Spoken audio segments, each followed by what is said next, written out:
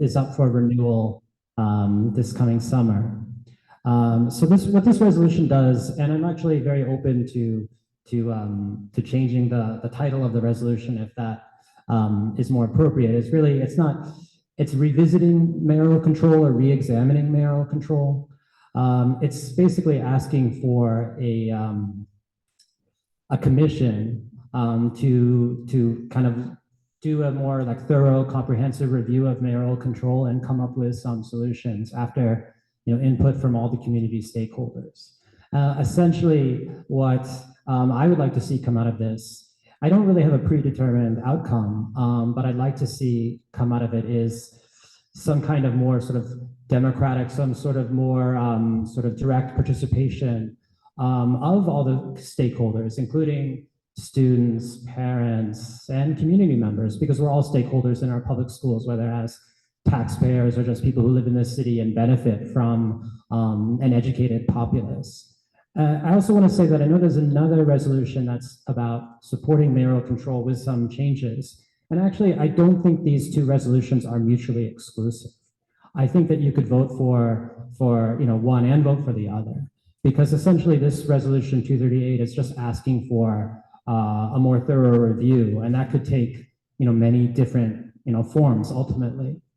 So if you look at all the whereas clauses, essentially we're just asking for more community input, which I think is also what the other resolution as well is looking for, a more sort of direct community participation in the process. And yeah, I also want to say nothing in this resolution takes us back to the Bloomberg days of, I know that in the other resolution, they pointed out some of the sort of difficulties with the previous school board systems. And so we're not asking to rewind to 2001 and go back to that system. We're just asking for another look. So thank you.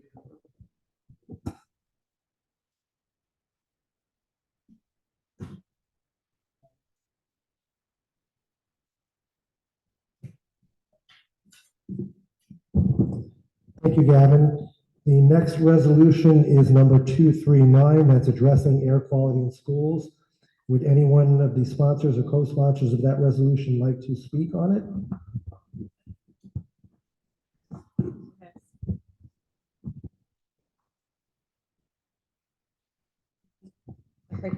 Yes, sir. And just use this one. Hi, good evening. So resolution 239 is supporting INT 1127-2023. It's a bill supporting the monitoring and reporting of indoor air quality in schools. I think that we are all aware after, I don't know, breathing in New York City for so many years and then the wildfires in the spring, right? Spring. That we have concerns about air quality. This bill will support real-time monitoring and reporting on air quality in schools.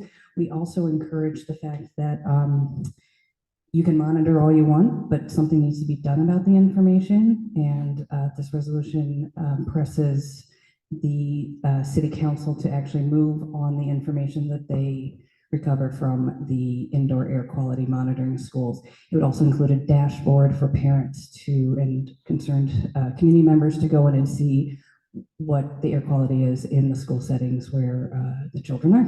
So that's about it.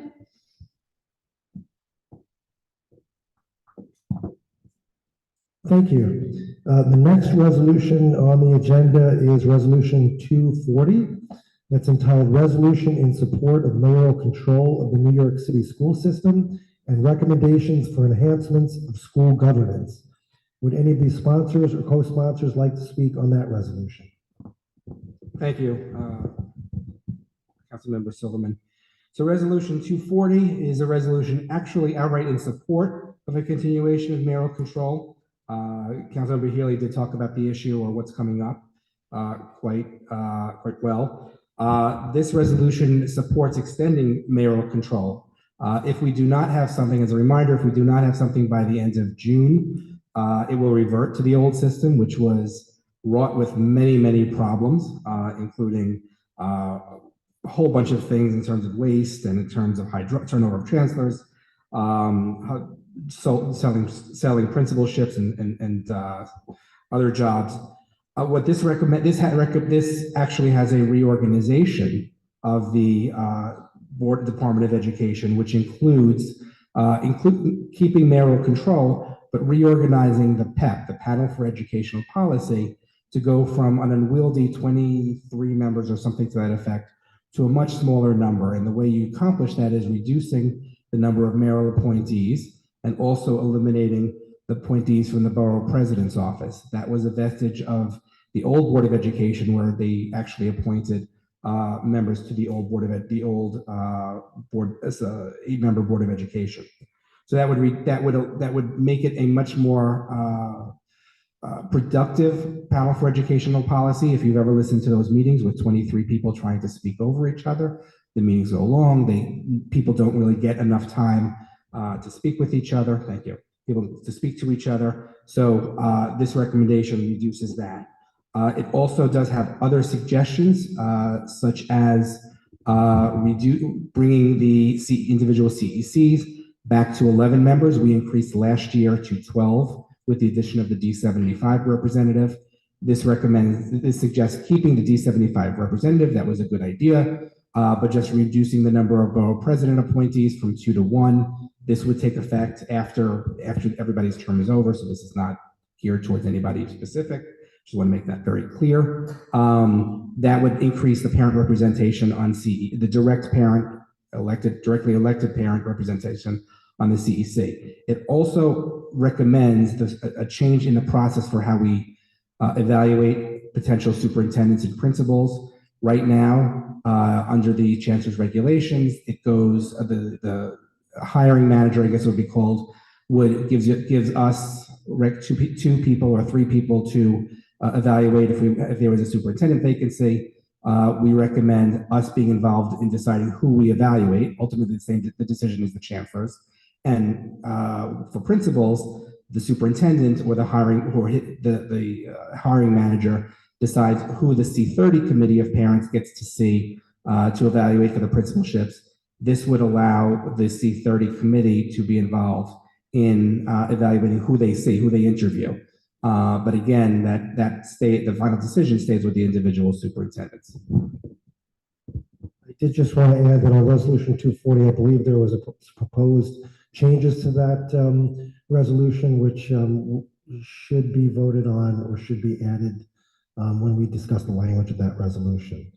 And by the way, there was a comment in the chat of our online participants who were requesting, we're asking where the agenda is. There should be a link on our official website. I'm going to turn it over to Craig. He can explain where we can find that.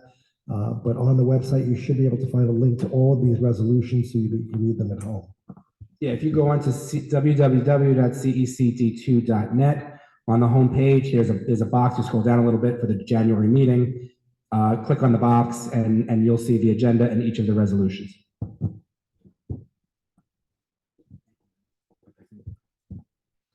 The next resolution is resolution number 241, entitled Resolution to Provide Geographic Priority for D2 Manhattan High School Admissions. Would any of these sponsors or co-sponsors wish to speak or introduce that resolution? Thank you. So going back a few years, District 2 students, so middle school students, either people who lived in the middle school zone or went to D2 middle schools, had priority to get into the high schools of District 2. There were many reasons for that, including just being close to home. That's we live in neighborhoods. We don't want our children traveling insane distances. During the pandemic, the city took away all geographic priority for Manhattan residents, not for other boroughs, which means a student in Far Rockaway has the same chance of getting into the school down the block from you. And what this resulted in is last year, 18% of the students that were applying to high school from our district did not receive any of their 12 offers. Same thing the year before. So you have almost 1 in 5 chance of not getting into a school that you put down as one of your 12 choices. This resolution calls for the reestablishment of a D2 priority. We do this with a lot of forethought. We want We think that it is inexcusable for any student to be forced to have to go to very long distances. If they choose to, that's on them, that's fine. But no student should have to be forced to have a commute of over an hour, some students an hour and a half, outside of the borough in many cases, to go to high school. That's time that's better spent going to extracurricular activities, studying, socializing, working if many of our students need to work, or even sleeping. That's very important too for our teenage students. So this calls for the reestablishment of that. One other point to make on this resolution also does call for a minimum of 3 schools within our district to become 6 through 12 schools. We have a couple now. School of the future is 6 through 12. So if you're in the school of the future for middle school, you're entitled to go for high school. Same thing with Clinton. So this calls for at least 3 more of those schools to have so this way students in 6, 7, and 8 have a pathway for school to stay in that school. Thank you. And I did want to also acknowledge that if you sent an email to us as a member of the Community Education Council, we have seen your emails, and that will be addressed later on as well. But there are a number of emails that we've received on various resolutions that are being presented tonight. So the next item on our agenda is the program presentation. And tonight we have a presentation from the School Construction Authority.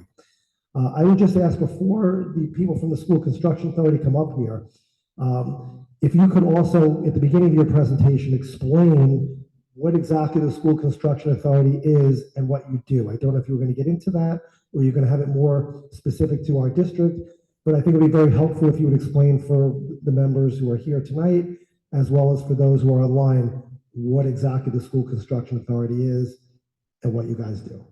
Thank you.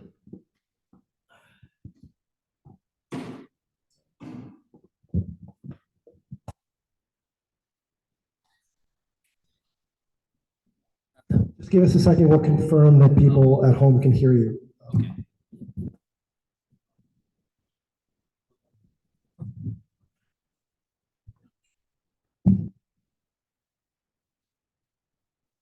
Can you hear me? No?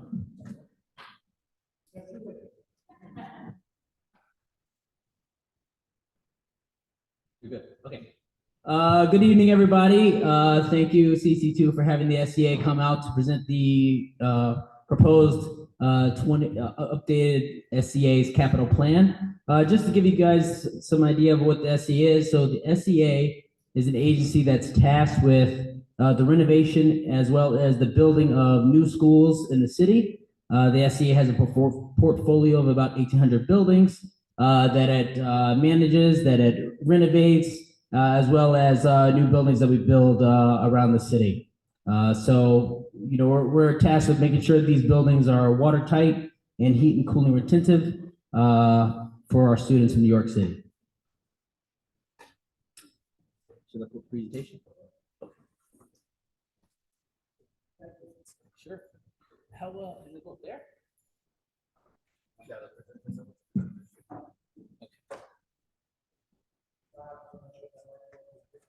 This one. This one's up. Oh. Okay.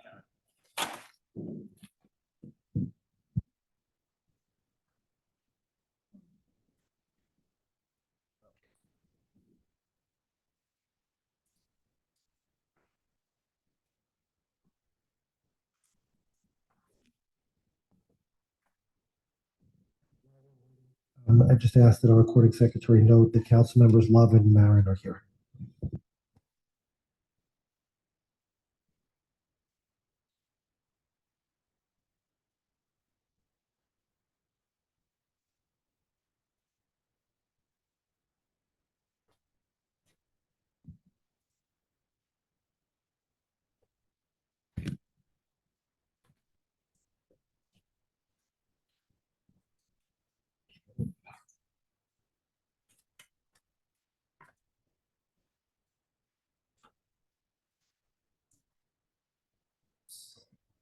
I'm not sure where that's appearing at. It's not on this screen. Escape. Okay.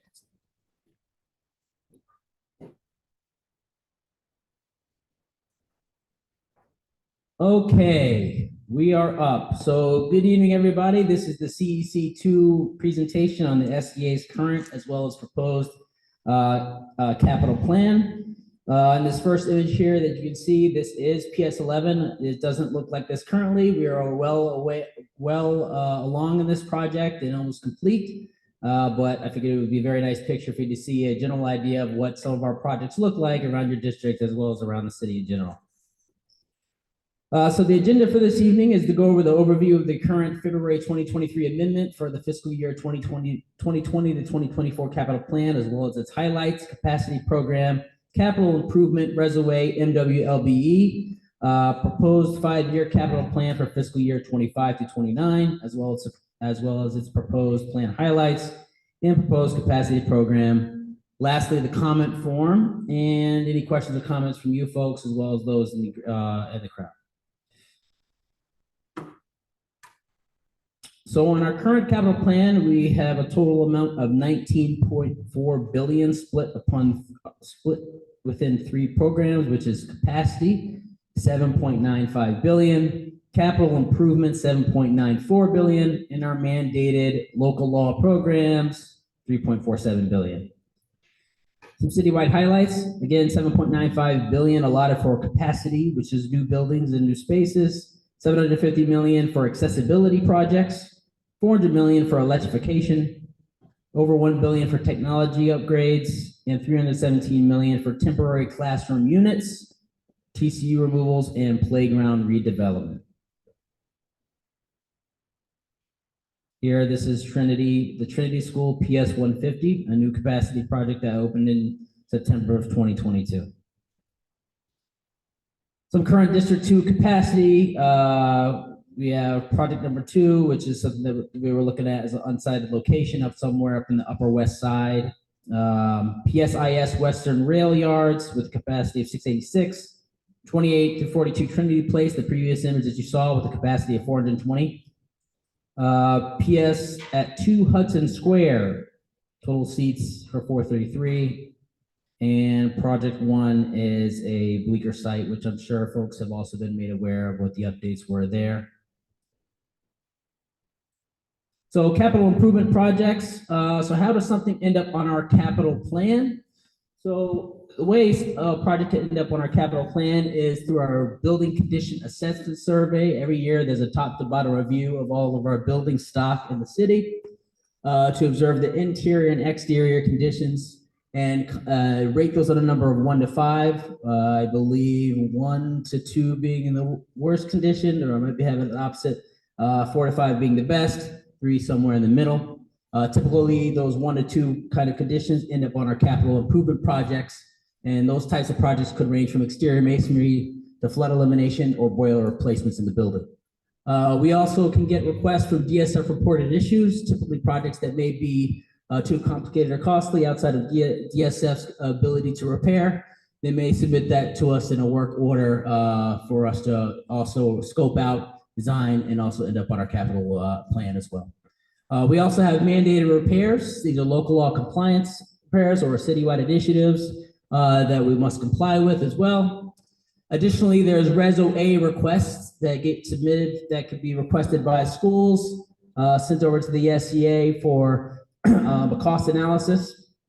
And then that cost analysis can be shared with the council member or borough president, and the funding provided to the SCA.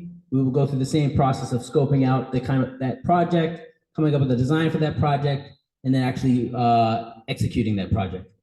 And lastly, but not least, CEC request in the form of your annual comment form to us, your top 5 requests, as well as your other requests that you would like for particular projects in the building. So here's some District 2 CIP highlights. As mentioned, again, these projects are numerous. They range from boiler conversions to exterior masonry, heating plant upgrades, upgrades to interior spaces or playground redevelopment projects, safety systems like PA systems, fire alarms, and ventilation and windows project, etc.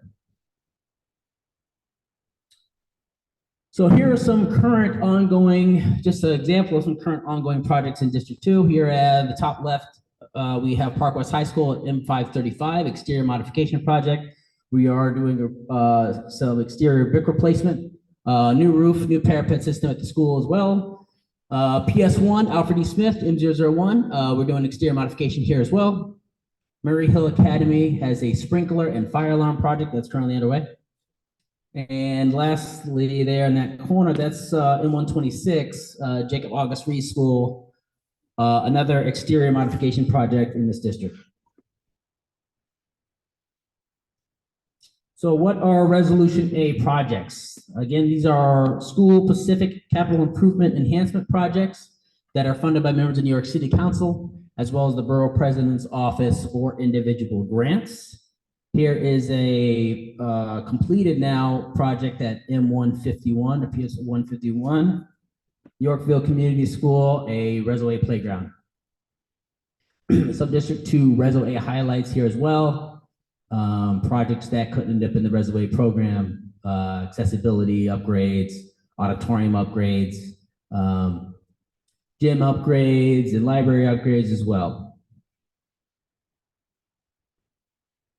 Now, MWLBE, so the SCA is dedicated to increasing participation of our minority-owned, women-owned, and locally based enterprises on our SCA projects, including through our MWLBE targets on our projects. This is PSIS 217. This was a Reso A green roof project, I believe completed by Mentor, right? Yeah, I believe so. This was an MWLB project. We also run a mentor program which provides key support and access to capital business opportunities for qualified emerging MWLBEs. Here in District 2, we have a total of over 122 million in almost 123 million in projects of which 42 are total projects to a total of 15 MWLBE firms. Okay, so let's jump into the proposed 5-year capital plan for 25 to 2029. So for this proposed plan, we have a total amount allotted for 17 billion with 4.98 billion allotted to capacity. Our new category, healthy schools. So this is a brand new category to highlight the importance and dedication of creating a clean and healthy school environment. Capital improvement, 6.37 billion, our classic program that's always around, and our mandated local law or compliance projects that we do on our buildings also. So citywide highlights for this proposed capital plan, 4.13 billion allotted for new capacity with 1.4 billion for electrification projects, 1.25 billion in technology enhancements, 800 million for accessibility, 325 million for physical education space upgrades, and lastly there, 150 million for the cafeteria enhancement experience. Under the capacity program, that would include, again, 4.13 billion for new capacity, 400 million for our facility replacement program, 200 million allotted for early education, and lastly, 250 million capacity to remove TCUs or temporary structures or temporary classroom units, as well as playground redevelopment. So, healthy school highlights. So within this program, there's a number of projects here. So we're focusing on continuing in the investment in electrifying existing facilities, as well as addressing failing boilers to provide clean and environmentally friendly facilities. So these new boilers that we're putting in are on 100% biofuel, create health and nutrition learning spaces with a focus on underserved neighborhoods. There's also more funding allotted for upgrades to athletic fields, pools, gyms, and playgrounds, and the continued implementation of successful programs such as the cafeteria enhancement experience. For this proposed plan, some District 2 CIP highlights with a total of 3 cafeteria multipurpose room upgrades totaling over 1 million, 2 flood elimination projects, kitchen upgrade project, and 2 window replacement upgrades to two District 2 buildings.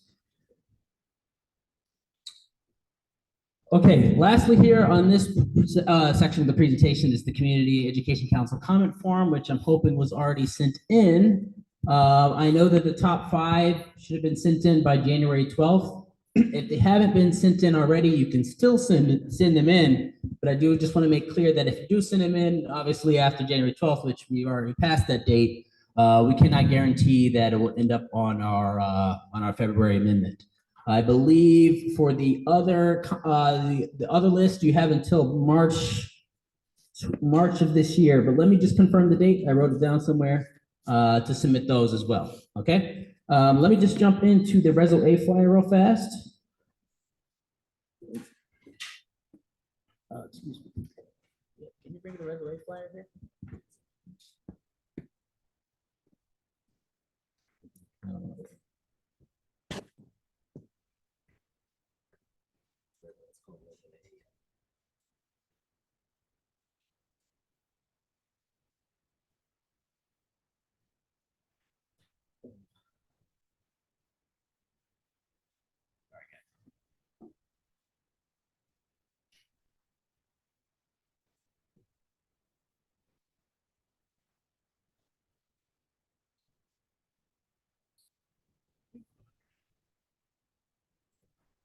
I'll just kind of. So I just want to. There was supposed to be a Reso A flyer, but I can kind of talk a little bit about it. Reso A projects, when you do submit them, are supposed to be capital enhancement upgrades that at least provide enhancement to the building for at least 5 years. I will re-email the Reso A flyer to you folks just so you can have a copy and you can send that around as well. Again, what we do ask schools to do, schools that are looking to have Reso A projects in their building, please contact our capital plan folks or us at the SEA. We'll get it to the right people in the capital planning team to let us know what kind of project that you're trying to do in the building. That way our capital planning team can come up with an estimate of what that project is that you're looking to do. So we can provide the school the rough estimate or at least closest estimate that they're looking to do for the type of project they're looking to do in the building. So those school principals can contact their council members, borough president, or other forms of grant funding to let them know what the expected cost is to try to work out those the funding requests and get that back over to the SEA so we can kind of review and scope out that request for the school.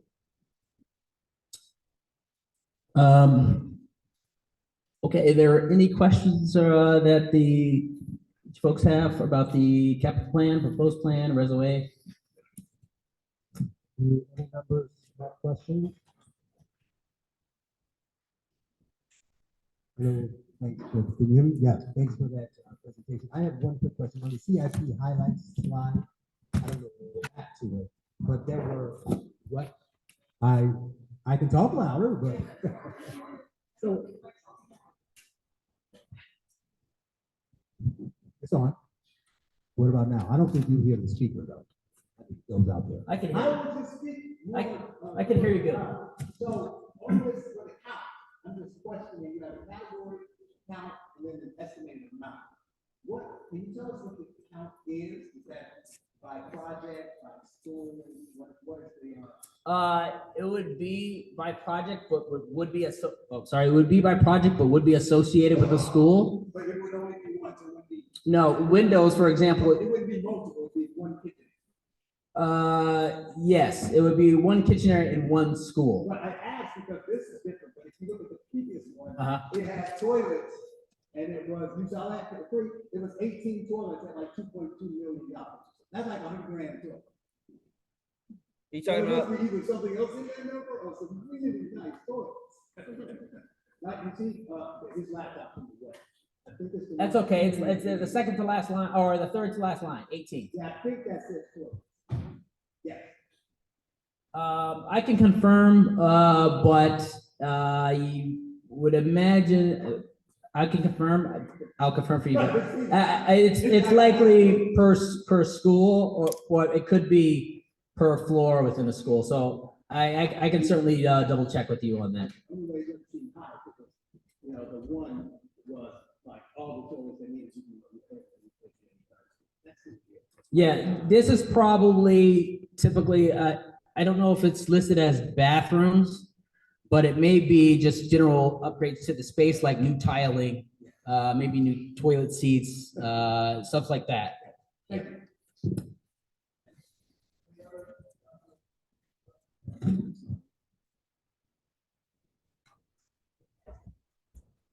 One of the things that I found on my school site visits was that multiple schools were putting in resumes for technology upgrades, specifically with regards to their auditorium and their speaker systems. And it seemed to me that resume probably wasn't the best way to do that, and that schools should be on some sort of cycle where they were automatically getting a technology upgrade for their auditorium.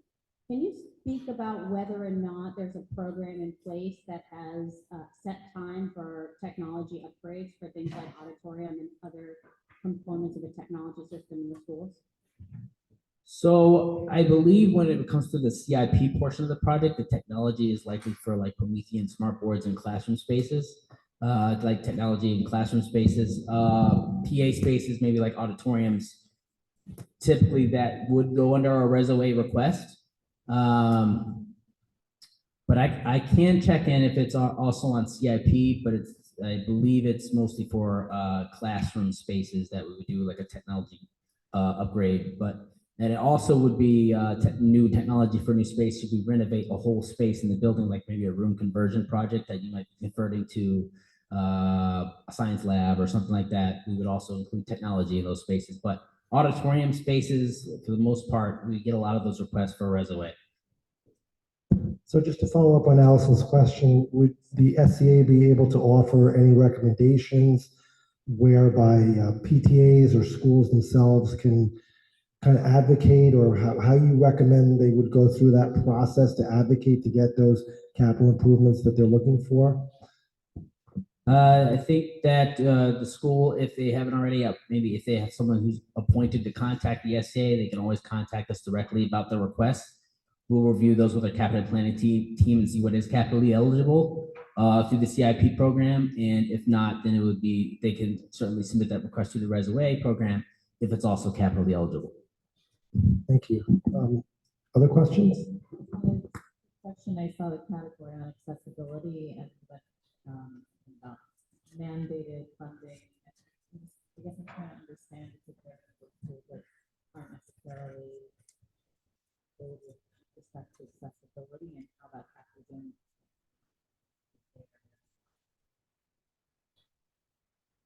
Sure. So it's my understanding that DOE has an accessibility team that they do reviews of schools that currently may need accessible improvement upgrades to the building. And when they do submit that over to us, the SAE would include that in their plan to, make a school accessible either via ramps, could be a chairlift or elevator to a building.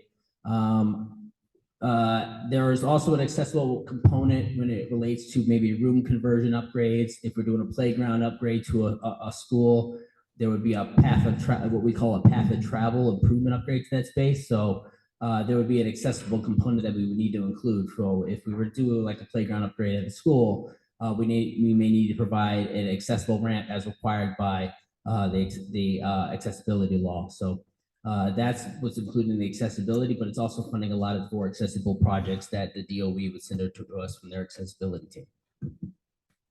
So just to follow up on that, I'm not sure which slide it was, but I think there was 800 million allocated to accessibility. So can you speak a little bit about how many schools in particular in D2 are getting some of this funding, what those projects look like? It's different than what you just described. I can't speak to it right now because we're just going into the proposed plan. I know we're looking at everything as not as district or sub-district currently. So I can check in with our capital planning folks and see what are allotted for this for D2 currently. And I can certainly follow up via email to you, Leonard, or, okay. Thank you. Okay. I was wondering, I know you mentioned that, is there top 5 projects you were saying that that are looked at for the next funding, or there's just, it's looked at afterwards, more than 5 are evaluated? So the top five are, I believe, the ones that are most important to the CEC, or I believe you may have received that are most important from the school. Got it. The SCA does mainly focus on ensuring that our buildings are watertight and heat and cooling retentive first. So I know, I'm not sure if the CEC sent it in yet, but if you haven't already, those kinds of the projects that we do focus on, just to make sure our buildings are safe and secure for the students in the building. So it would really, I don't want to advise you folks on what you should do, but we just want to make sure our buildings are secure first. So if there's other priorities that the school is looking to do in their building that maybe are more aesthetic to the space, those would likely be more inclined to submit to RESOA. Got it. I was also wondering, you mentioned involving local-owned businesses, minority women-owned.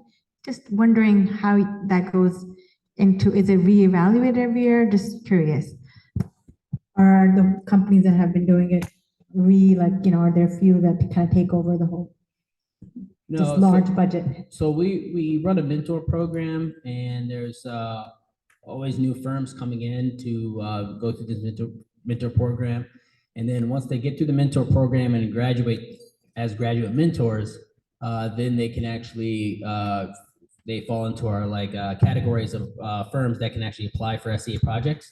And they go ahead, after they graduate, they can go ahead and start applying for SCA projects, as well as compete with the existing firms that are already in that pot. Thank you. I wanted to share that with our audience. Thanks.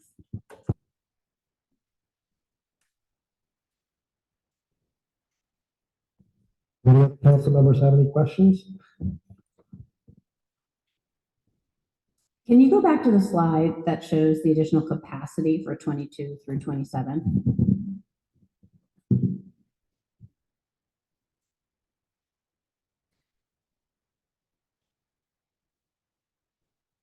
Sorry. We're here. It's about this one? Yes, that one. I wanted to understand when the last time that these capacity needs were evaluated for these specific geography and type of schools, if you have that information, because District 2 has been consistently losing students since the beginning of the pandemic. And it would be helpful to understand where the overcrowding or need is for these additional seats in terms of the last time that this was evaluated. Sure. So we evaluate it on an annual basis. Right now, in this current proposed plan, we are looking at capacity. We're focused on a capacity for meeting compliance with the new class size law.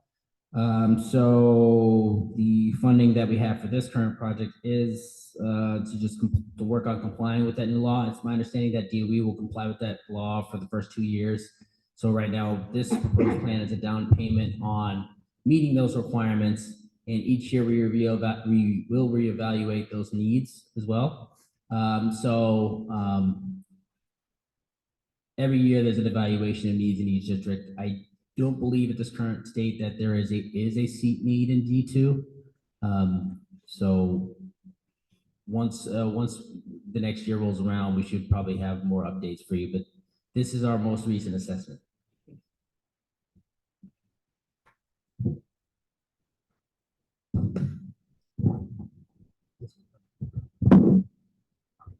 Any other questions?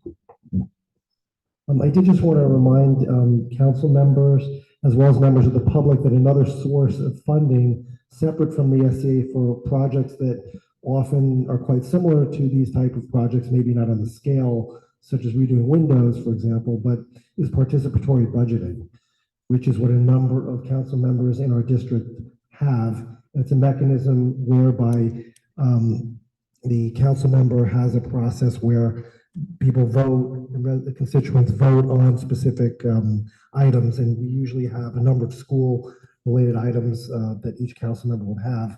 And schools have gotten security cameras, water fountains, redone floors, for example. So there's been a significant number of projects that have come through participatory budgeting. So I would just remind council members that that is also a source of potential funding for these types of projects as well. If that's it, could we turn the projector off? I feel like I'm being interrogated. Um,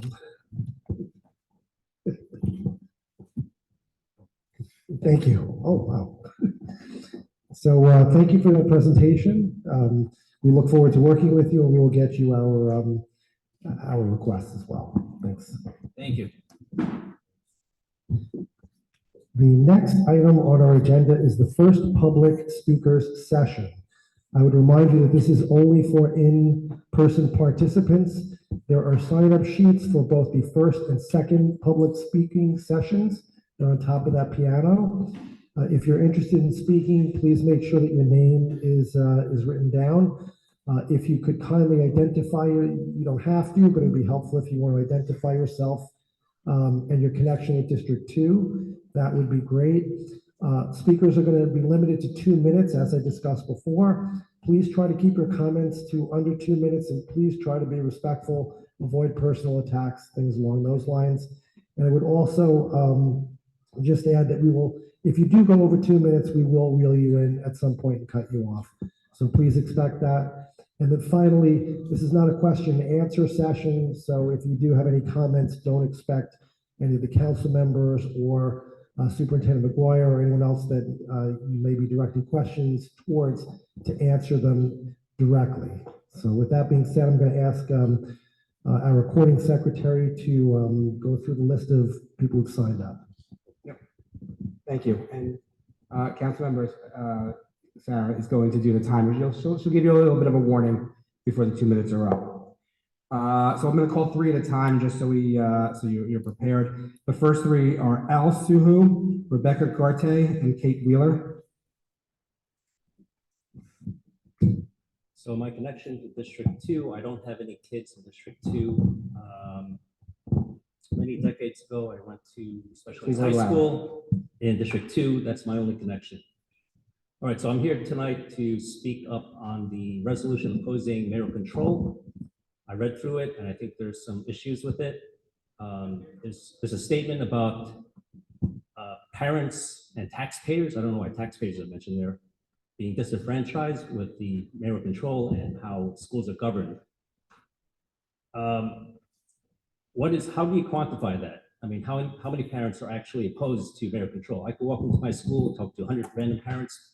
Not one is going to say, hey, I don't like mayoral control. You talk to 1,000 parents, probably the same thing. So how do you quantify this? Maybe you can come up with what? 1,000 people citywide? 1,000 out of what? 900,000? That's 0.1%. That doesn't mean anything. I don't understand why, how you can justify opposing mayoral control. And then Neil's statement about you want more democratic representation on the school board.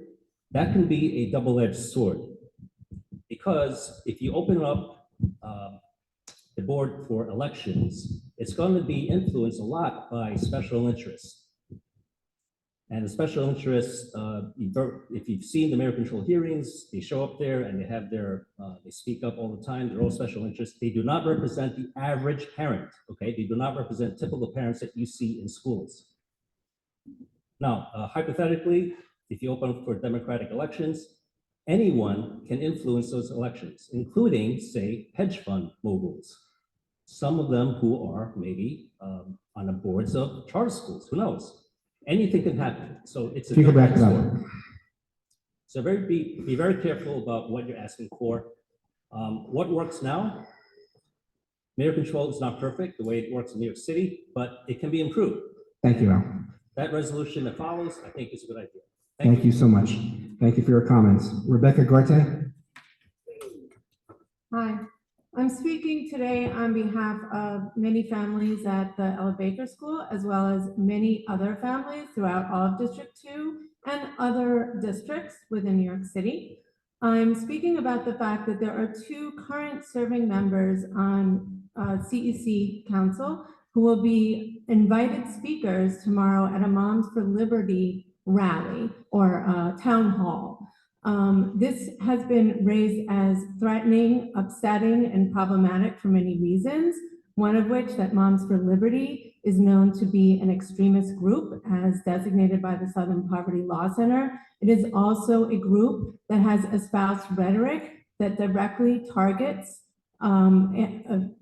students, families, and teachers who identify as trans, who identify as non-binary in their gender expression, people who are interested in addressing race and racism and culture and diversity and inclusiveness in classrooms.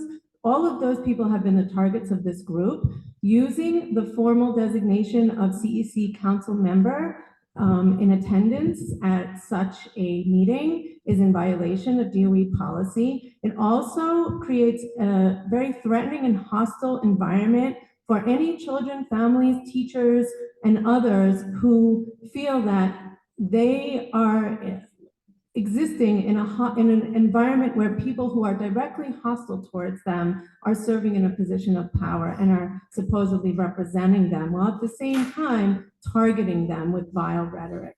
The second thing I wanted to speak to is the District 2 geographic priority resolution. I feel that most of the rationales for that resolution are disingenuous.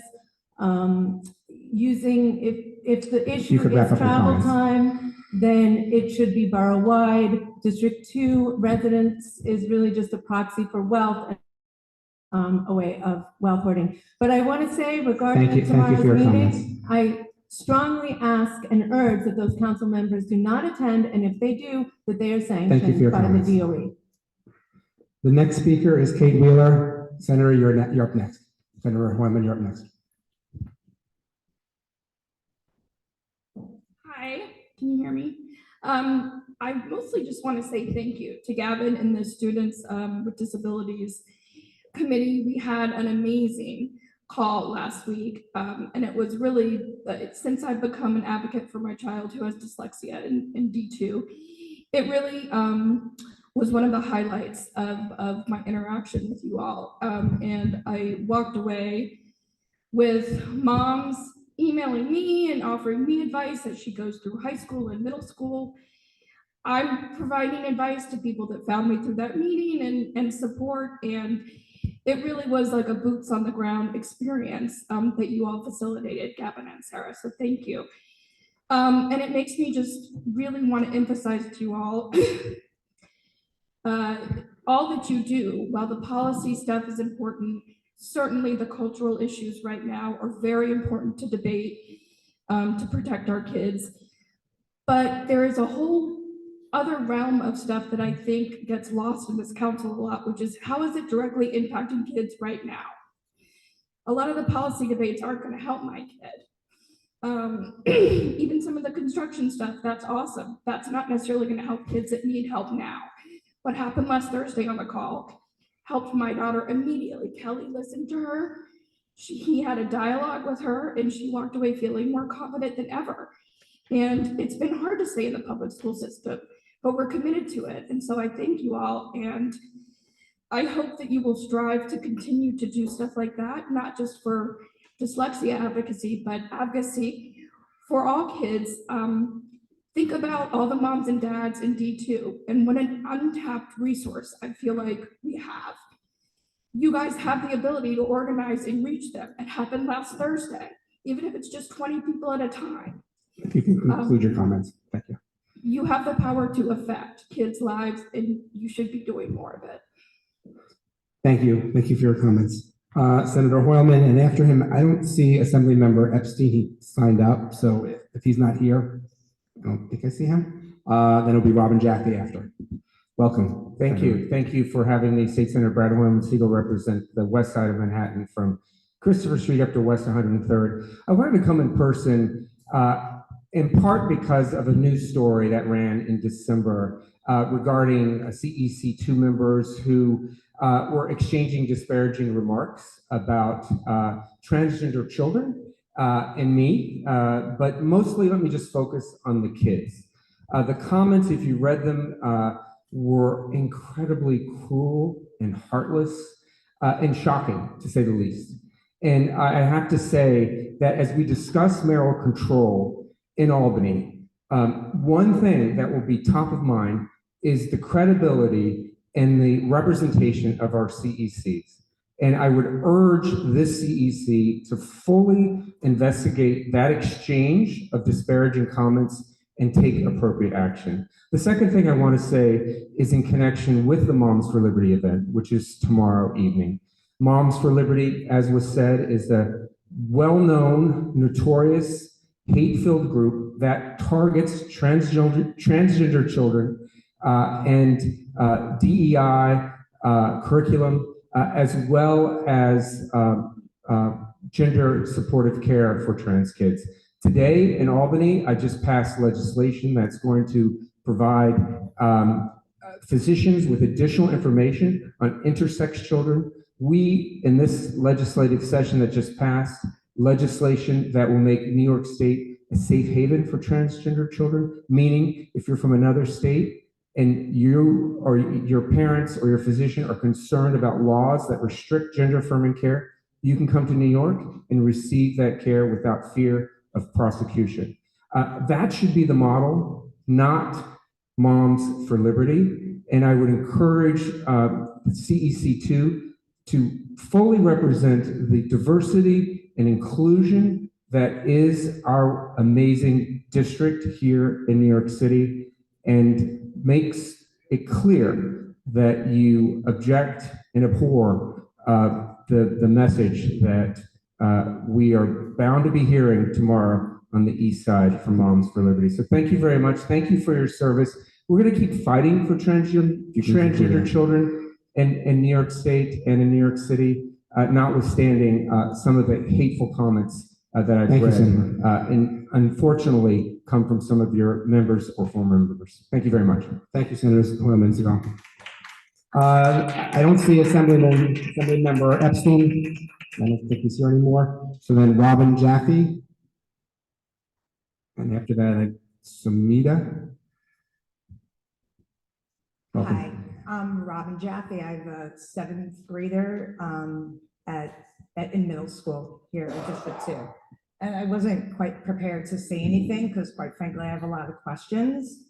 But in response to some of the comments for people who don't believe that there should be District 2 priority high schools, for somebody who is not in a higher economic level, for somebody who would need to leave the city if my child does not get in to her top 12 schools, I encourage the CEC and anybody else who is involved with helping to make this resolution happen, please do so.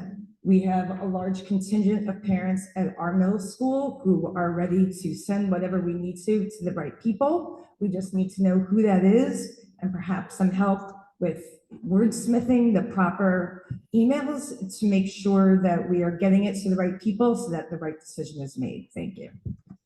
Thank you. Sumitra? I think that's logging in now.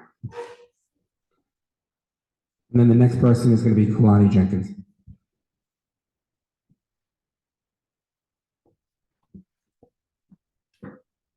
Hello, I actually had a question about the SCA and I spoke to Joshua and I think we are on a path to a resolution, at least he's going to look into it. So that addresses my question.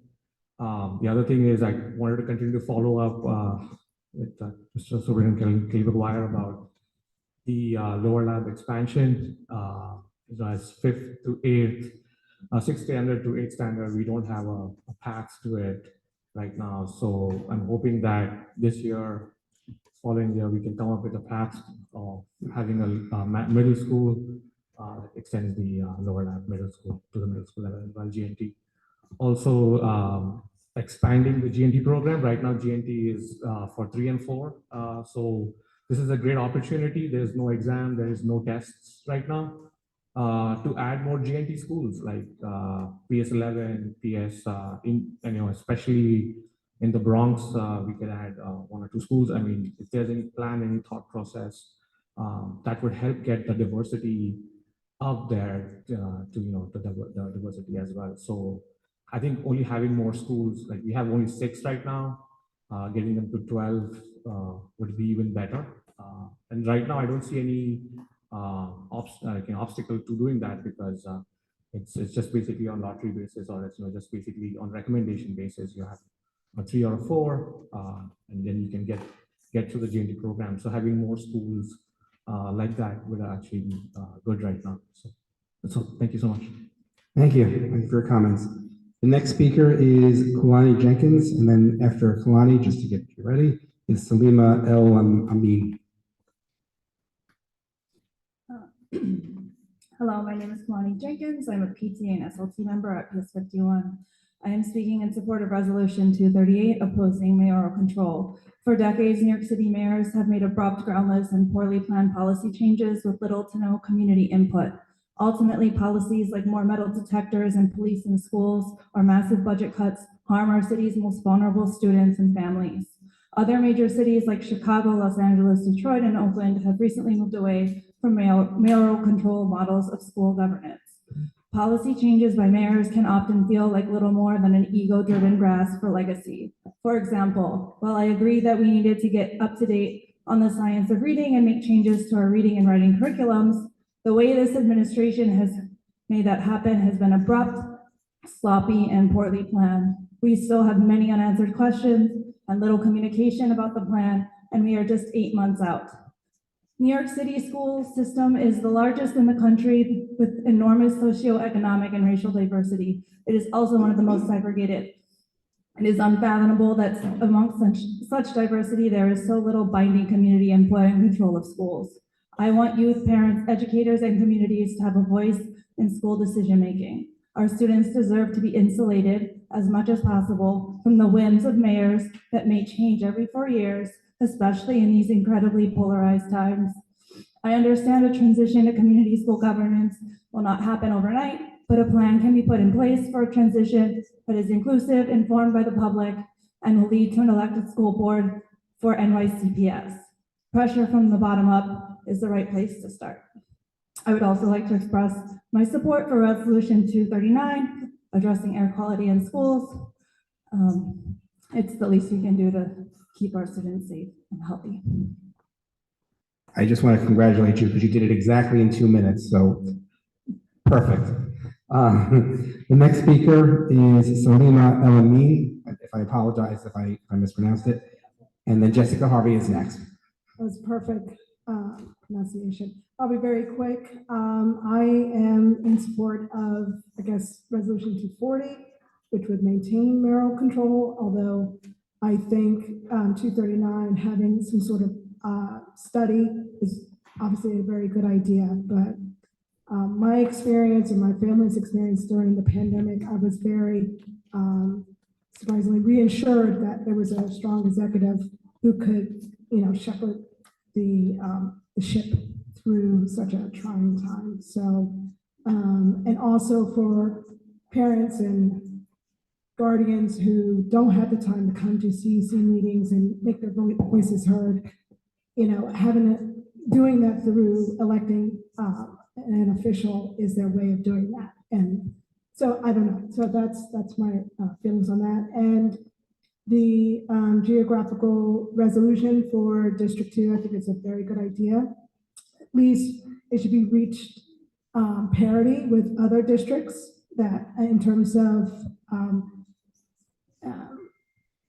making sure the student, I'm sorry, and I'm a parent of a middle school student in District 2, that at least they would have one of their schools be, a selection. So that's all I have to say. Thank you very much. Thank you. Appreciate it. The next person is Jessica Harvey, and then Mia Anderson will be next. Welcome back. Hi, I'm a longstanding member of the community and have been a teacher in District 2 for over 20 years. What do we stand for in District 2? Last month, I came and stood before you calling for members Daniela and Igorov and Maud Marin to resign from the CEC or be removed by the chancellor. This month, as of yet, it seems there's been no action on this. It appears these CEC members have become further emboldened, using their official CEC titles in personal capacity as if to present approval by our District 2 CEC, which is against the Code of Ethics and Conduct. This is further evidence these members should be removed. What do we stand for in District 2? Of course, the CEC cannot prevent members from attending or speaking at public events, and as individuals, each has a right to their own opinion. However, when they present themselves as CEC members, especially if they're going to align themselves with extremist groups, such as those known for anti-LGBTQ rhetoric and book banning, it becomes problematic.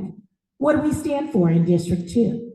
Official CEC titles were used in the promotion of tomorrow's Mom for Liberty event.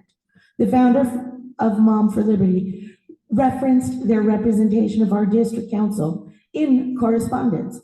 Daniela also testified at a congressional hearing as the CECD2 vice president. She actually had the nerve to use her official CEC title in representing our district while testifying to Congress. And to clarify, she testified false information. D75 cuts had already been restored. The impact of students with disabilities budget and migrant crisis funding are completely different budget lines. Is this what we stand for in District 2? Little by little, CEC members Maud and Daniela disenfranchise group after group of our most vulnerable students. This cannot be allowed to continue.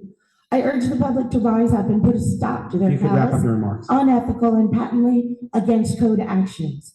Having sentiments privately is one thing, but for these ideologies to be presented as the seemingly official positions of a public body created to represent students and their families is quite frightening. What do we stand for in District 2? Thank you. The next speaker is Mia Anderson, and then after that will be Adriana Fink. Hi all, I'm here as a graduate of New York City Public Schools to speak in support of queer students and against the right-wing takeover of our Community Education Council. Moms for Liberty, a designated extremist hate group, is hosting a town hall in Manhattan tomorrow night. Moms for Liberty does not care about parental choice and actively lies to the public about its goals. Upon hearing about this event, I wondered who they could possibly recruit to speak on their dishonest panel. My mind immediately went to Maud Marin. I hoped more than I believed that she would want to distance herself from a group that quotes Hitler, pushes draconian book bans, harasses students, parents, and teachers, and shares close ties with right-wing militia groups like the Proud Boys. I thought Maud would at least want to continue spreading her bigoted views in less obvious ways. For example, continuing to build up Place New York City, an organization she co-founded that explicitly fights to keep New York City schools racially segregated and is run by bigots who support book bans and spread transphobic hate. My hopes did not come to fruition. Tomorrow evening, CEC2 members Maud Marin and Charles Love are proudly participating in a panel hosted by an extremist hate group. Their fellow CEC2 member, Daniela Igorov, believes that diversity is an attack on merit and a form of soft bigotry, called the UFT diversity training poisonous, and absurdly accuses diversity training of destroying the country.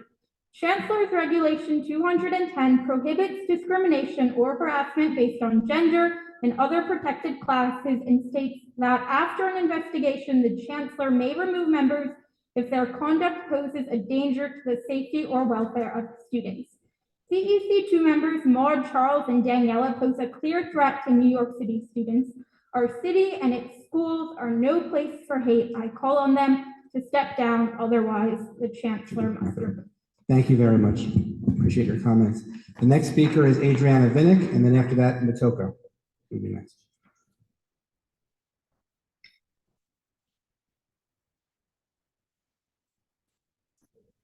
My name is Adriana Vink. I'm a proud queer woman and a proud graduate of New York City Public Schools. I'm here to speak out against the takeover of our school system by fascist bigots who pretend to care about kids and our education to push their political agenda.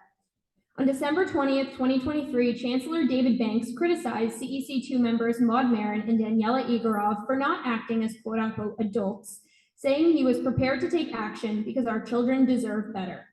The Chancellor's comments came after messages in a parent's WhatsApp were leaked, in which Maud Marin said, quote, "There is no such thing as trans kids," and quote, "Some of these kids never develop adult genitalia and will never have full sexual function. It's an abomination." This is just a recent chapter of Maud's long and public history of transphobia. Maud has said that men will never be women, and if trans women are women, they would just be women, but they are men. Maud's denial of scientific facts goes beyond anti-trans hysteria. Maud falsely claimed to the New York Sun that the COVID-19 vaccine doesn't prevent infection or transmission, and as a result, the mandate is unjustifiable. And while Maud spreads anti-vax propaganda, I'll let you in on a little secret. Her and her family are vaccinated. Maud also told the Gawking Gazette, quote, "When people say, I'm nervous that integration is going to result in my kid getting a less good education, you have to take that concern as a valid concern, even if you think it's racist, and it may be."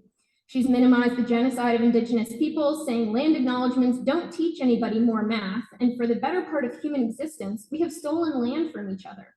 Maud is also obsessed with the hoax that quote-unquote critical race theory is being taught in our schools. Maud Marin's own words make it clear that she is a virulently transphobic anti-science segregationist. Chancellor's Regulation D-210 states that after an investigation, the Chancellor may remove or suspend members if conduct poses a danger to the safety or welfare of students or is contrary to the best interest of the and people like her to make decisions that affect New York City public school students is dangerous. Students of color deserve to be represented by policymakers who don't believe they inherently lower the quality of the schools at which they learn simply with their presence. And LGBTQ+ students like me deserve to be represented by policymakers who believe that they are real. Like Chancellor Banks said, our children deserve better. Maud Marin and her allies, Daniela Igorov and Charles Love, must either resign or be removed. Thank you. For your comments. Motoko, and then the next person after that would be Erica Billick. Welcome back.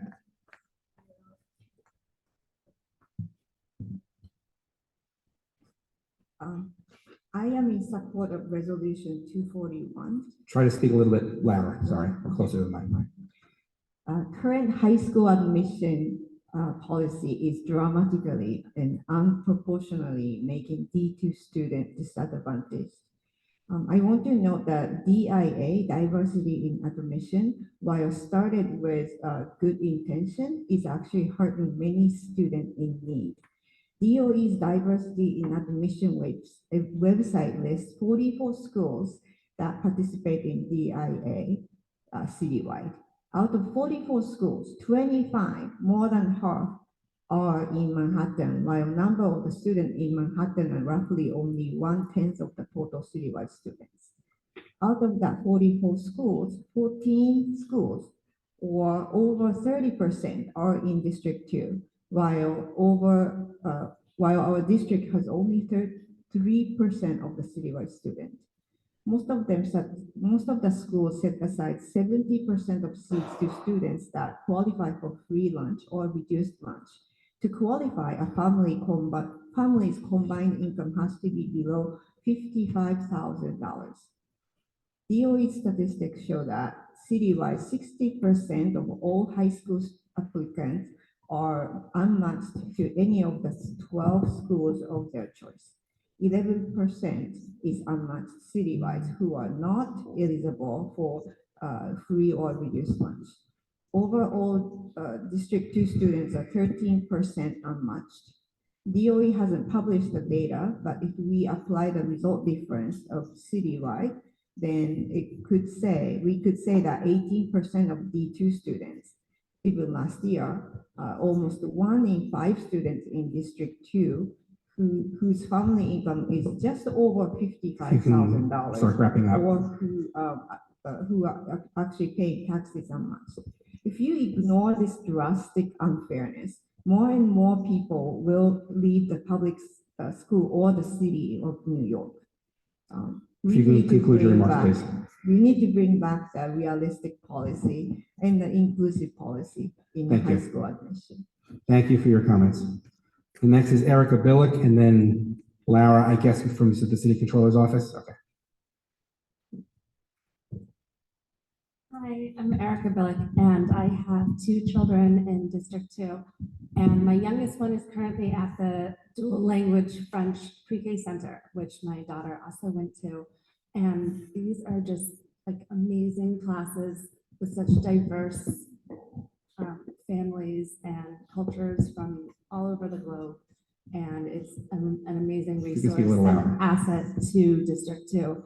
And I have been waiting for the continuation of the dual language French program for kindergarten and up. for several years now, and I don't really understand what the problem is because I can promise you there are so many families that would be drawn to these programs. If you're looking for more students to come to the classes, to the schools, this is the way to do it. There's no reason why people have to move to District 3 or Brooklyn to find French education. This is not like a white elitist agenda. This is all these African families who are the majority of French speakers. These are, Indian and Southeast Asian. This French is spoken all around the globe. So it's, part of something that we all grew up with in our homes, and it really is enriching to everyone in the community. I would just like to keep it at the forefront of the conversation because I really do think that it's going to be a draw for enrollment in District 2. Thank you so much for your comments. The next speaker is Lara from our City Controller's Office, Brad Lander's office. Welcome. Thank you. Good evening, everybody. Tonight, I am here to speak on behalf of New York City Comptroller Brad Lander, who has spent his entire career in public service championing more equitable, inclusive schools and a more equitable, inclusive city. But I want to start with something personal to me in the hopes that it illuminates the ways in which intolerance can fester and grow here in District 2, in our city, and everywhere that freedom and choice is subverted in the name of hate if we let it. I did not have the benefit of growing up in a place like New York City, although my parents were native Brooklynites whose families came here to escape the pogroms of Eastern Europe at the beginning of the 20th century. I grew up in the Deep South, in Georgia, in the 1970s and 80s. My high school was forcibly integrated by court orders, busing put in place to help ensure that Black students had the same high-quality education as white students in the district. And yet intolerance was still quite alive at the public schools I attended. I was asked by a middle school classmate examining my hairline if it was really true that Jews have horns. I was told by a friend that she could not attend my bat mitzvah because her parents would not allow her to set foot inside a sacrilegious synagogue. I was forced and shamed into reciting the Lord's Prayer in my 8th grade social studies class by a teacher that would only refer to the Civil War as the war between the states. A person who clearly believed that there was one true version of history, the white version, and one true religion, Christianity, and it was her duty to be sure her students knew that as well.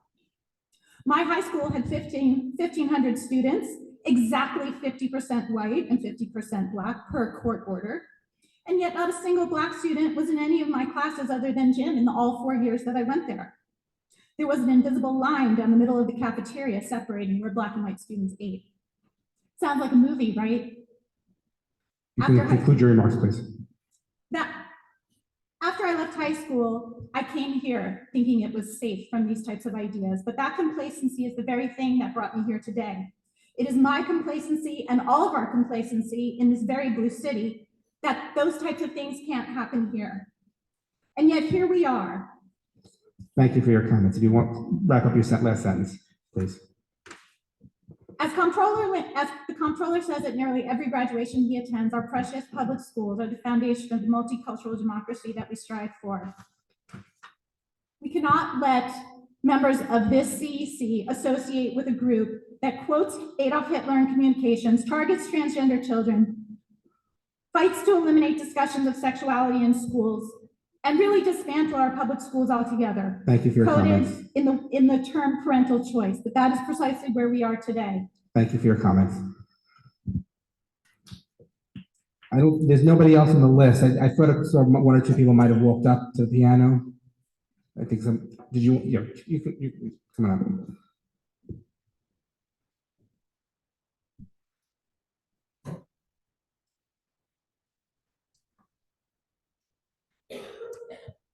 Welcome. Thank you so much. Speak loud into the mic, please. Thank you all so much. I'm a parent of 2 children in District 2, And I'm here for, in hopes of reinstating the geographic, preference for the district. I wanted to speak to the previous Zoom meeting we had, and even tonight, there's been comments that, D2, like there's a lot of wealth that runs through D2. Just wanted to speak to that for a second, and that there might be, but those people aren't sending their children to D2 schools. Those people have either left the city, they're in private schools, parochial schools, or whatever, private tutors, I don't know. But those people are not the ones that are sending their children to D2 schools. So the undertone that everyone is wealthy in that district is absolutely not true. I live in a community where both parents are working and they work really hard, and they chose to live where they live because they wanted to give their children the opportunity of better schools or whatever school that they wanted. Just like any other part in any other neighborhood in America, when you decide where you live, factoring schools is a huge part of the decision.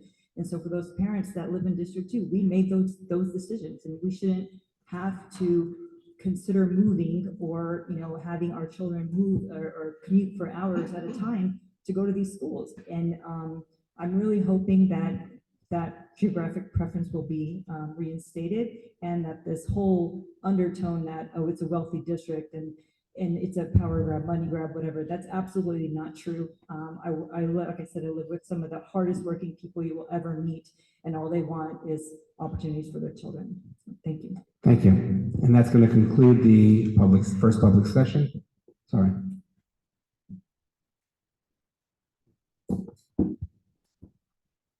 I was approached by one of our council members who indicated that she wished to read a statement from a student in District 2. If the council will agree to that, we could take an informal vote. I just think it's appropriate just to get the approval of the council for doing that. I just didn't want to set a precedent without council approval. Would you like to I'll make a motion to. Okay. Well, I'll just make a motion to permit the reading of this statement from the student. All in favor? Any opposed? Any abstentions? Resolution passes. I don't know. So, Sonal, if you could. Okay. Yes, you can do a timer, so not to put too much pressure on you, Sonal, but.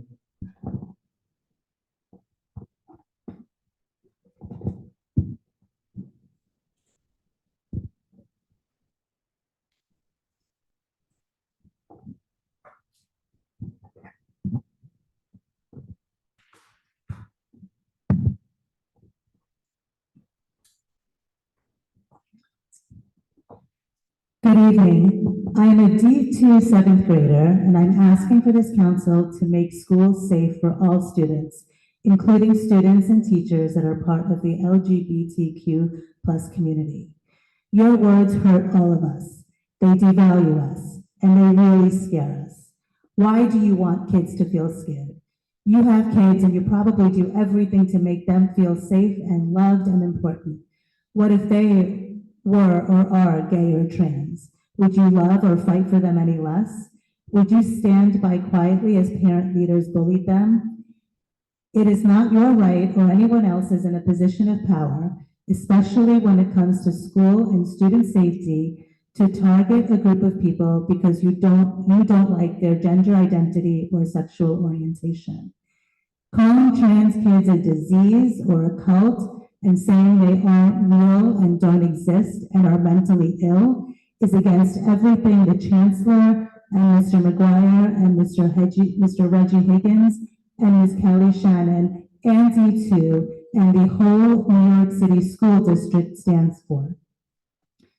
You're not worthy of a seat on this council because you have damaged students' trust in your ability to see us for who we are, whether it's gender or sexual orientation or disability status. Your words have impact. Instead of choosing respect for all students, you choose to use your seat on this education council to make students you don't take time to understand to feel alienated and alone and sometimes even terrified. And it's really hard to learn when we feel this way. It's really hard to want to get up and go to school every day.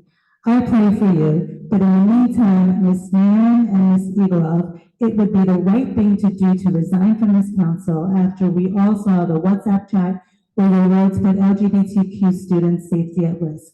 Freedom of speech does not mean you can just attack the LGBTQ kids and then turn around and pretend to serve these same students fairly and with dignity.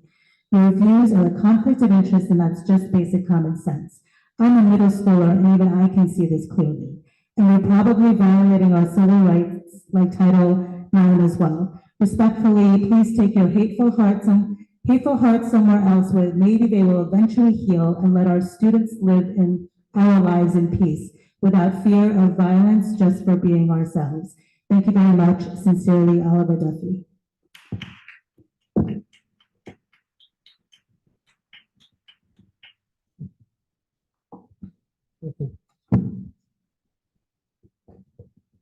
That concludes our first public speakers session. There's also a second public speaking session. There's going to be sign-up sheets there. And you are not prohibited, if you've already spoken, from speaking again. If you wish to supplement your comments, please feel free to do so. But just sign up so we know who's going to be on the list for the second public speaker session. The next item on our agenda is report of the president. I'm going to be fairly brief. I wanted to say that this is my third consecutive term on this council. On previous terms, I've had the opportunity to work with some of the members who are currently members of this council. Before that, I had the opportunity to see the prior council even before that, or going back 2 councils. So for the last 10 years, I've had an opportunity to see the District 2 Community Education Council and to be part of it for these last 3 terms. There was a speaker tonight who asked, what does this council stand for? I wanted to be absolutely clear to members of the public that this council stands for the resolutions that we pass.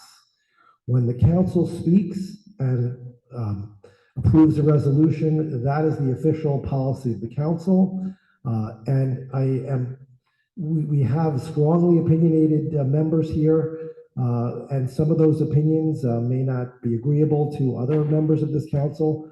I've seen council members, and I've been part of councils where the back and forth and the bantering was literally so interesting and so crazy that it ends up being national news. I think we've got a really good council here. I know there are members that have strong opinions on both sides of different issues. I recognize that. But again, and I'm sure those members know that if any members are going to speak at whatever the event, or if you're going to represent yourself publicly, I know that those council members know that they should let the public know at those events that they are speaking, they're issuing their own opinions and not representing the views of the council, unless they wish to reference prior resolutions that we have passed in the past. And I'm sure that those members are aware of that. And I hope that if they're not, they will be aware and just issue that general disclaimer. I will say this, when you ask what this council stands for, again, you have our resolutions. We have really dedicated people up here who are concerned about the students of our district, who are elected, who are appointed, who share many common values, and do agree on many of the issues here. And I think you'll see resolutions that are going to be passed tonight. I think we've had resolutions already in this term, some of which have been passed unanimously. I believe, and I think my son may have actually mentioned this at a prior meeting, that there's so many things that we can focus on that we have in common, so many things that we can work on that bring us together, so many things that we have that unite us as parents in District 2 and parents of public school kids, or dedicated parent leaders, or parents who've had students in this district who really want to see the best schools, the best options, the best system that works for their kids. And I think that's what shouldn't be lost in all of the debates and all of the attacks that have been going on, and all of the things that have certainly hit a nerve in various communities that are out there. So I do think that we have so many things that we can all work together on, so many things that bring us together, and so many things that can unite us, and that's what we really need to focus on. There's so many more things that we can do for our kids. And I think some of those things we're going to try to do tonight when we pass these resolutions.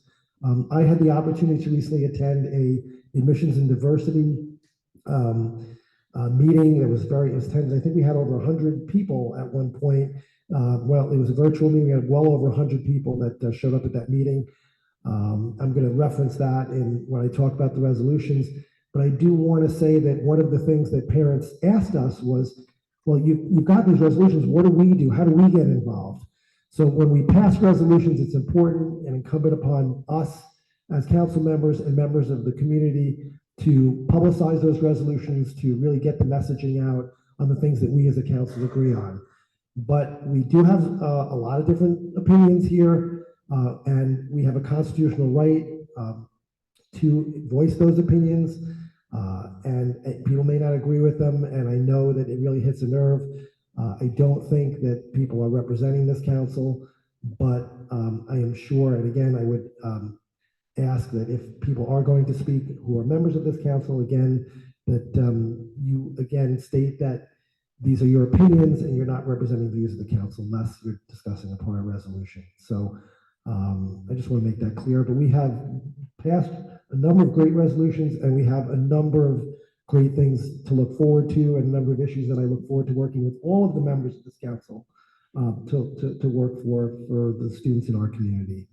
With that being said, I'm going to turn the microphone over to our District 2 Superintendent, Kelly McGuire, so he can give his report. Thank you.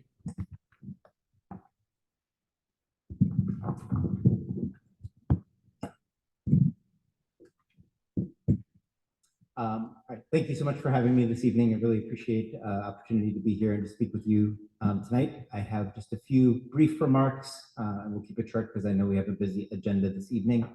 So I want to start by sharing an update regarding our citywide NYC Reads initiative.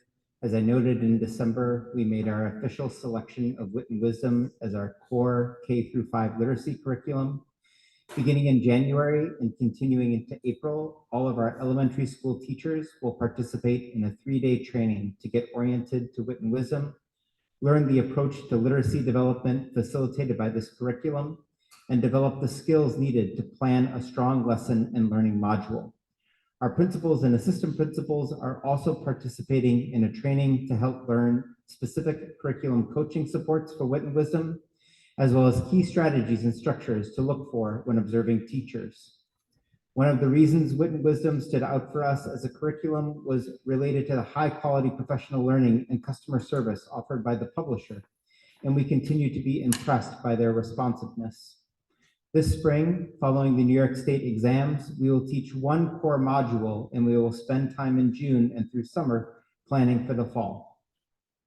On February 9th at 9 a.m., Great Minds, the publishers of Wit and Wisdom, will offer the first in a series of parent workshops regarding the curriculum. This workshop will take place virtually and last about 45 minutes. We will continue these workshops, both offered through the publisher and through our district team in the run-up to our fall 2024 launch. During our February CEC meeting, I will be offering some overview data regarding the foundational literacy performance in our district. As many of you know, one of our goals has been the implementation of strong foundational literacy, primarily those reading skills needed in grades pre-K through 3. We expect through the work of our teachers and schools that a greater number of our students will be on the pathway to proficiency in reading because of our collective efforts. In February, we will also share updates regarding middle school mathematics proficiency, our second primary goal for the district. As I've shared in months past, our middle school teachers have been coming together every month to engage in lesson study and peer observation through professional learning facilitated by our district team. Teachers are working incredibly hard, and we are beginning to see some strong results. 3 of our schools who have been studying illustrative mathematics in our district for 2 years, Wagner Middle School, Baruch Middle School, and Lab Middle School, have test scores that have improved dramatically, including both for subgroups, students with disabilities, and English as a new learner. Those test scores have improved by 20 to 30 points. And we look forward to sharing more data with the community in February after the completion of our mid-year screeners. Earlier this month, we observed a first group of families who are seeking asylum in our country. We observed them leave our schools. Some families have relocated within New York City, and others have moved to different parts of the state or country. As you have likely heard in the media, we have also continued to welcome new students and families to our school communities and families that are seeking asylum. To date, there does not appear to be a net gain or loss of students who are living in temporary housing in the district. I would like to share a real appreciation for the teachers, school leaders, and parents who continue to support these new students. Just this morning, I was at a school hosting a clothing collection, and it's inspiring to see how much kindness is pouring through those communities and continues to support, and that the energy for these new families is still alive and well. Finally, I'd like to share that admissions are now open for 3K and pre-K at both our District 2 pre-K center and pre-K and 3K programs that are located in most of our public elementary schools. These are free, world-class, if I might say, all day long early childhood programs, and I only wish they were around when my kids were in preschool aged. Information about 3K and pre-K programs can be found on our schools.nyc.gov website, and parents can create an account and apply through myschools.nyc. Thank you so much for the opportunity to speak this evening. I'm happy to answer any questions that you may have. The first question I had is, can we get the most recent update, at least in terms of your information, as to the number of migrant students in District 2? I know that number fluctuates and you gave us a range. Could you give us the most recent range? That range continues to be between 17 and 1,800 students. Any other council members' questions? Sorry, I may have missed it. I know you said there was no net change in the asylum seekers. Do you have some sense as to plus 400 and minus 400? Like, you say no net, but what is? Do you have some sense as the gross? And do we just assume that everyone who left had to leave because of the 60-day rule? I mean, I would think that that's the case, but is that probably accurate? I don't actually think that it's necessarily the case because of the 60-day rule, but I do appreciate the attention to it. I will say that over the past couple of weeks, what we have seen is the number of students increase a little bit, decrease a little bit, and that's what I mean when I'm just saying like there hasn't been much of a net change.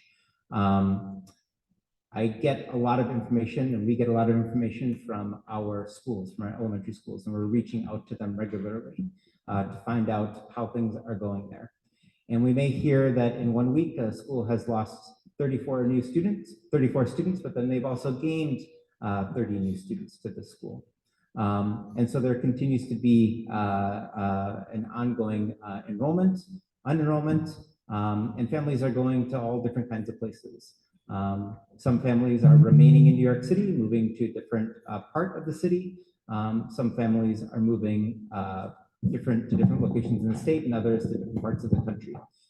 It's been difficult to keep track of where everybody is going, but we are continuing to offer the same services and supports in our schools that are serving this population of kids. Thank you. I was wondering, you mentioned the pre-K to third grade, the literacy program. Has that been, I know we had spoken about it before, has it been rolled out, or is it slowly being rolled out within the school system? That one is fully on board. We have spent really the last few years in this district onboarding that foundational literacy program, starting with kids who are in pre-K, and for the most part continuing for kids who are in third grade. This year, we decided that with the adoption of NYC Reads in the following year, that we needed to get this right this year. And so we did a full court press. And when I say we, I mean not just our district team, but really our teachers and school leaders are really leading the charge. And so on a monthly basis, we visit different schools, listen to teachers highlight the incredible practice that they have going on in their classrooms, and also then talk to them about what we're seeing in the results, which are pretty extraordinary and really wonderful. And like I said, we do think that this is going to put kids on a pathway to become proficient readers in the future, and leaders. Thank you. And I want to mention, you mentioned that Wagner is one of the 3 schools that we saw the test scores had improved by 30 points. And also, I'm happy to share that Wagner is one of the gifted programs, the selective programs for the high schools, for middle schools. And I know a lot of parents wanted to hear that and appreciate that. And we hope that we could bring that to more schools so most students have this opportunity. So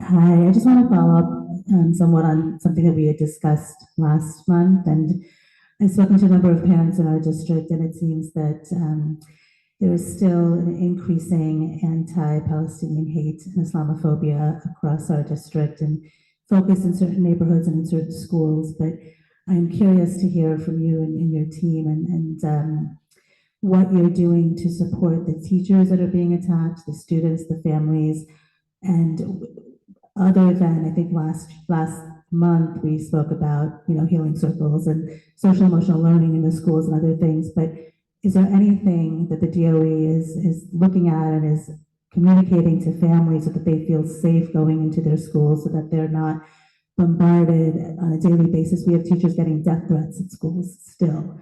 And so I think that's something the DOE really needs to address, and District 2 in particular. These are families and schools that are very supportive of you, Kelly, and very, supportive of the work that you're doing in the district. And I think that they would like to hear that the DOE is taking these actions and doing something about it.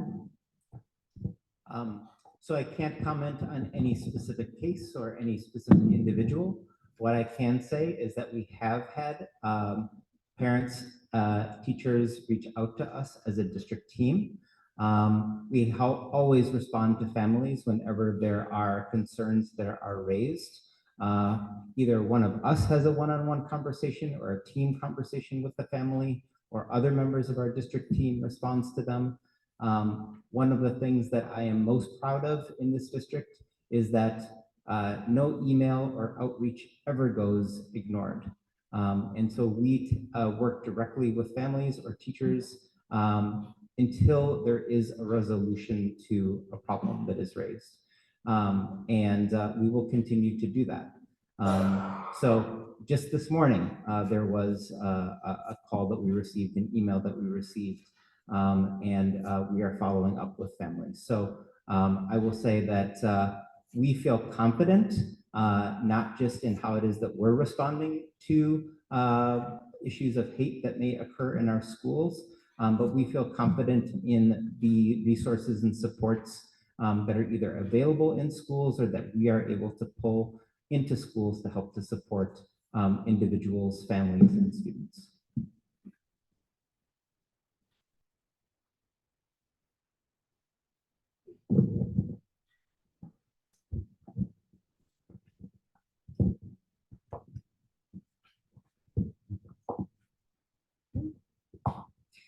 At the recent committee meeting for the Diversity and Admissions Committee, there was a parent who posed a question to you that you didn't have the answer for at the time, and that I wanted to bring back up because you said you were going to address it at this meeting. And he had asked a question regarding the approval process for the number of seats, the percentage of seats that were set aside at any individual school for children who are on a free or reduced lunch program. And at the time, it was understood that that number was decided upon by the principal. And we had asked whether or not there was a review process for that at the district or the citywide level, and what that was and where the decision to approve that was made. Thank you for that question. And I did speak with our enrollment office about that prior to this meeting. The decisions around free and reduced lunch set-asides in our high schools are made at the local level, meaning that they are made at the school site. in the vast majority of high schools that I have heard from directly, those decisions were made by the school leadership team. Whether they conducted a formal vote or not, sometimes yes, sometimes not. Sometimes that's just been an issue that has been on the SLT agenda and discussed by the SLT.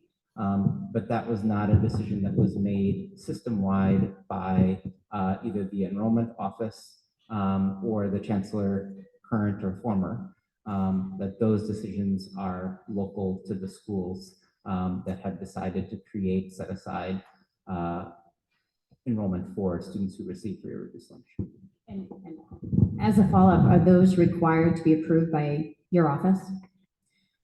I don't work with high schools at all. I don't create they are not, in short. So, they're not. so let's, so. A school can make that decision, whether it's a middle school or a high school, they can make that decision. So let's talk about the schools that are under your purview for a second. So in terms of elementary schools or middle schools, I guess middle schools would be the most applicable here in terms of set aside.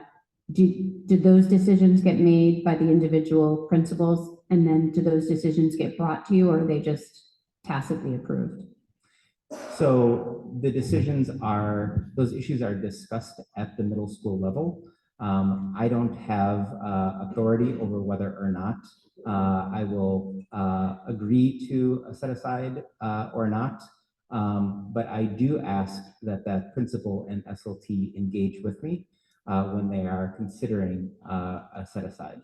Since I have been superintendent, there have not been any new schools that have changed their set asides or proposed new set asides. But that is certainly something that I want to be in discussion with, not just the principal, but with the SLT, because this district is like a jigsaw puzzle. You move one piece and the other piece also moves. Maybe jigsaw puzzle is not the best analogy, but but one piece move. We have to think about this issue on a district-wide scale, and we want to make sure that we are creating enough seats and creating enough space in all of our schools, while at the same time honoring the local decisions of schools, SLTs and school leaders that might want to create diversity set asides. Okay, thank you. That's helpful. Just to follow up again with some of the things that Alice just mentioned. You were at the meeting and we talked about one of the issues that came up was that principals on a local level of the schools that you just admitted to us on a local level had made the decisions to change the admissions rubric specifically to increase in many cases, and I'm talking about, let's talk about the high school situation, to increase the high school set asides for free and reduced lunch, in many cases up to like, I think 75%. I don't know if there's any schools, I don't know what the current set aside for Elro is, but the percentages, how much is it? I also don't know. Okay. What I'm curious about, was there any discussion, because you talked about jigsaw puzzles and you talked about collaboration, was there any discussion with anyone from the high schools, with your office or anyone at District 2 elementary level or the middle school level about those changes that were made? So either you had input in the process or they consulted you before making these changes? Because one thing that I think was pretty apparent to me, and I mentioned it at the meeting, was that a lot of the changes in terms of the admissions decisions or admissions rubrics to get into these schools was made at a local level, and there was no review process. There's no, that's being done, and certainly the CEC never had a chance to vote on this or chime in on it. We just found out all of a sudden schools are going to 50%, 75%, maybe even higher at certain schools, and that really changes the whole composition of certain schools, because trying to socially engineer it. I get the logic behind it, because you can't use other things, but I was wondering what the collaboration, if any, was between the high school level and the middle school or district level in those decisions being made, and if you knew they were coming, or what input you may have had in them. At the time that those decisions were made, I was not in this position and was not even in the district at the time. So I didn't know what was happening in relationship between the community school superintendent and the high school superintendent. I don't know whether or not they were encouraged to collaborate or whether this was a decision that was really just taken out of her hands at the time and made more centrally. When I came in, the set-asides, the change from district to borough, in some schools, the elimination of district priorities across the city was already in place. What I can say is that I have been in conversation with Superintendent Beidelman, who supervises the majority of high schools in our geographic district. He and I want to work together. He is aware that I believe that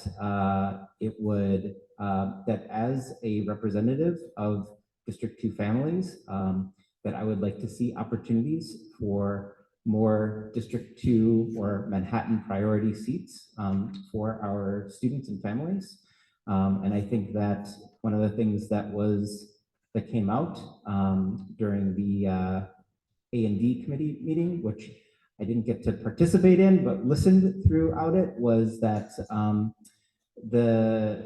those concerns are reflected by a variety of parents. It's not just a single group of parents that are that believe there should be some either Manhattan or district priority high school seats. There are some schools that have Manhattan priority seats already, and that is perhaps a conversation that we can focus on through another admissions committee meeting.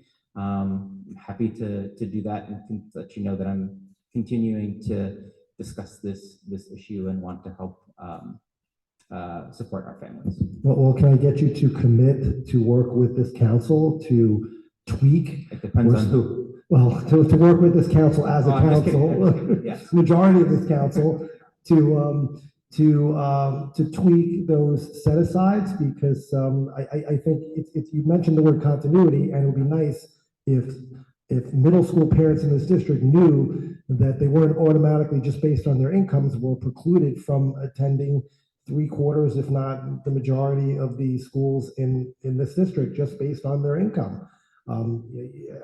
We may feel that District 2 is privileged, but these set-asides are, they're a low number, and quite frankly, they're discriminating against people who may be better off by automatically saying that we're going to limit the number. Only 25% of parents above a certain threshold, for example, can even get into that school. So I hope that I can get you to at least commit to working with us in theory or in principle, that these numbers need to be tweaked, as you said, to allow for more seats to go to District 2 families that really want that community and want to take advantage of the schools that we already have, and to increase the predictability of admissions, which we've talked about many times. Yes, thank you. Any other questions, council members? But I went already, so if everyone else wants to go before. Two quick questions, or hopefully quick. One is, could you give us an update on the City Knoll potential merger or however reorganization? And then the second question, and I don't know that you're going to know this, but if you can get the information, I know that the schools across the city, and in particular this district, are supposed to have door locking mechanisms installed this semester, I guess. Do you have a schedule? Because I know, like, for example, my school, they're asking and they're asking and they're asking, and I don't know that you would have it off the top of your head, but if there's a way to get a schedule or some kind of idea for which school is going when, because there are parents who are asking.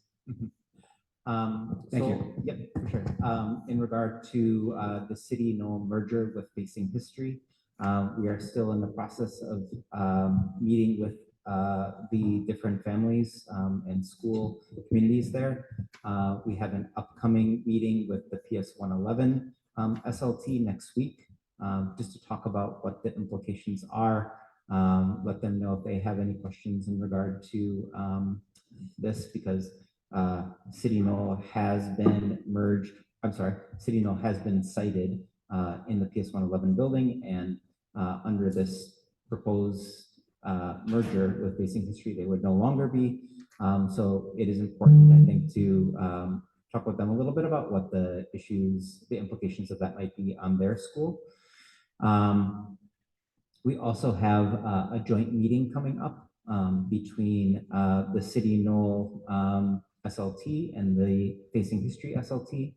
And also there have been a couple of events that have been sponsored between the schools in which students from Facing History have actually traveled to City Knoll to talk with them about the school and to kind of continue to build connections there.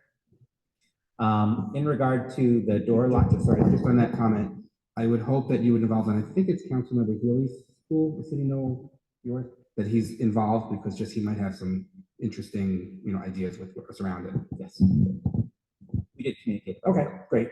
Sorry. And then in regard to the door locking mechanisms, those are being installed on a rolling basis. Right. And we don't have a set schedule for them, but I think that if you wanted to, anybody wanted to reach out to me and email to find out when it is that they might expect their school to receive this device. I'm sure that somebody has a schedule. Right. They have just not shared it with me. Thank you, Superintendent McGuire. Before I go to the next item on our agenda, no, does any council members have any questions before we go? Thank you. You're off the hook. You want to ask him about the student rep since he's here anyway? So. It sounds like a lost cause at this point, but any chance of getting a student rep this term? Yeah, we continue to put it out in newsletters, and we ask the high school superintendents to put it out in newsletters as well. Okay. We're advertising for a student rep for Community Education Council District 2. There are specific requirements, has to be a senior, but it should be posted on the website. Thank you. Before I go on to the next item on the agenda, I just wanted to remind everyone, I forgot to mention in my report that we will be having our District 2 Town Hall event with Chancellor Banks. That will be taking place on February 13th at 6:30 p.m. And that will be at MS 131 100 Hester Street. And that's a Sun Yat-sen school, I believe. So it will be an in-person event, and we will also have a link posted so you can join it online as well. Next item on our agenda is the report of committees. Would anyone like to make any committee reports? We had 2 committee meetings.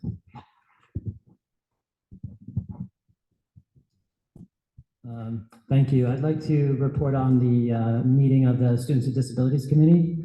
As Kate mentioned, we had a very good meeting, talked about dyslexia identification and school supports. And so we were very lucky to have Kate and her daughter Grace come to present, to share their knowledge and experiences. And also Emily Hellstrom, who's the founder of the Students with Disabilities Committee. She also gave a presentation about the signs of literacy and some of her work. And also thank you to Superintendent Kelly McGuire for coming and participating in that. And yeah, it was just a very supportive meeting. I personally went into the meeting not knowing very much about the subject, and so it was very informative for me. And we had like a number of council members and also parents who came and kind of shared their experiences, parents of high school students, parents of younger students. So it was very good to have that opportunity to in that space to talk about what I think is a very important issue.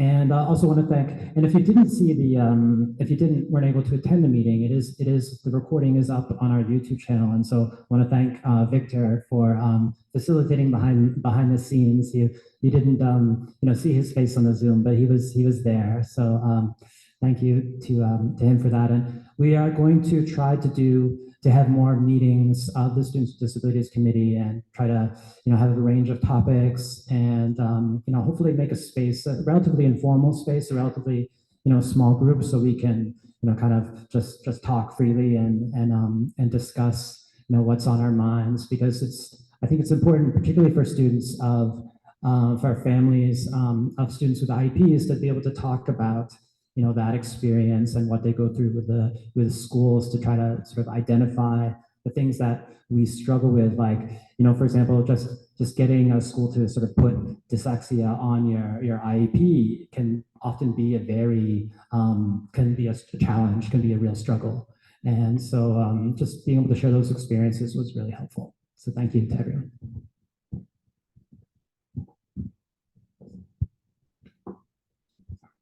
Thank you. I did listen to the replay. I wasn't able to join the night, but I did listen to the replay. Thank you for sharing your story. It's very moving. And also, if you go onto the CEC2 website, there's a section for committees, and under that, there's a Students with Disabilities Committee. The video is there as well. I uploaded it for you on the website, Gavin. We also had an admissions and, sorry, this is like right on top of it. Apologies.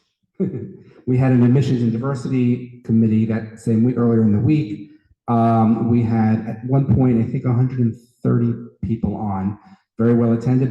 The focus was on high school geographic priority, and I'm not going to talk too much about it because we'll speak about it on the resolution. I want to thank council members Bowen and thank council member Silverman for helping me out there. I think it was a really robust discussion. It was more of a forum for families to speak up about what they want, and I think the overwhelming sense is that there needs to be some priority. I think some people had questions whether it should be borough-wide or district priority, but I think overwhelmingly the sentiment was we need some priority here. And it's not an issue of District 2 is hoarding resources because we're all rich. Not all of us are rich. Not all of us can afford private school if high school admissions doesn't work out. A 1 in 5 chance is scaring families away out of the district, out of public schools or out of the city overall. So I think it was as I said, it was a robust discussion. The resolution that you see tonight will be encapsulating the conversation. And I hope, as council member Silverman had said before, we can work with the Superintendent Biddleman also. He was at the meeting. Yes, he was at the meeting. And thank you for joining us, by the way.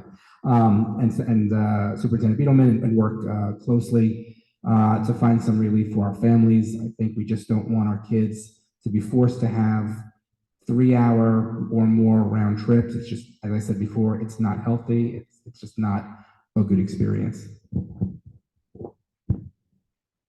The other committee reports.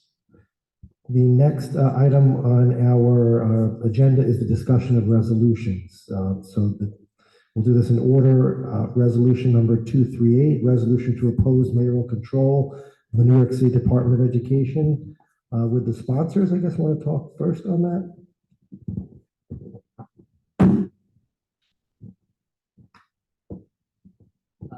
So yeah, as I mentioned at the beginning, I mean, I see this resolution as really like as a way of looking, taking a fresh look at mayoral control and trying to, ask for a more sort of comprehensive review of it.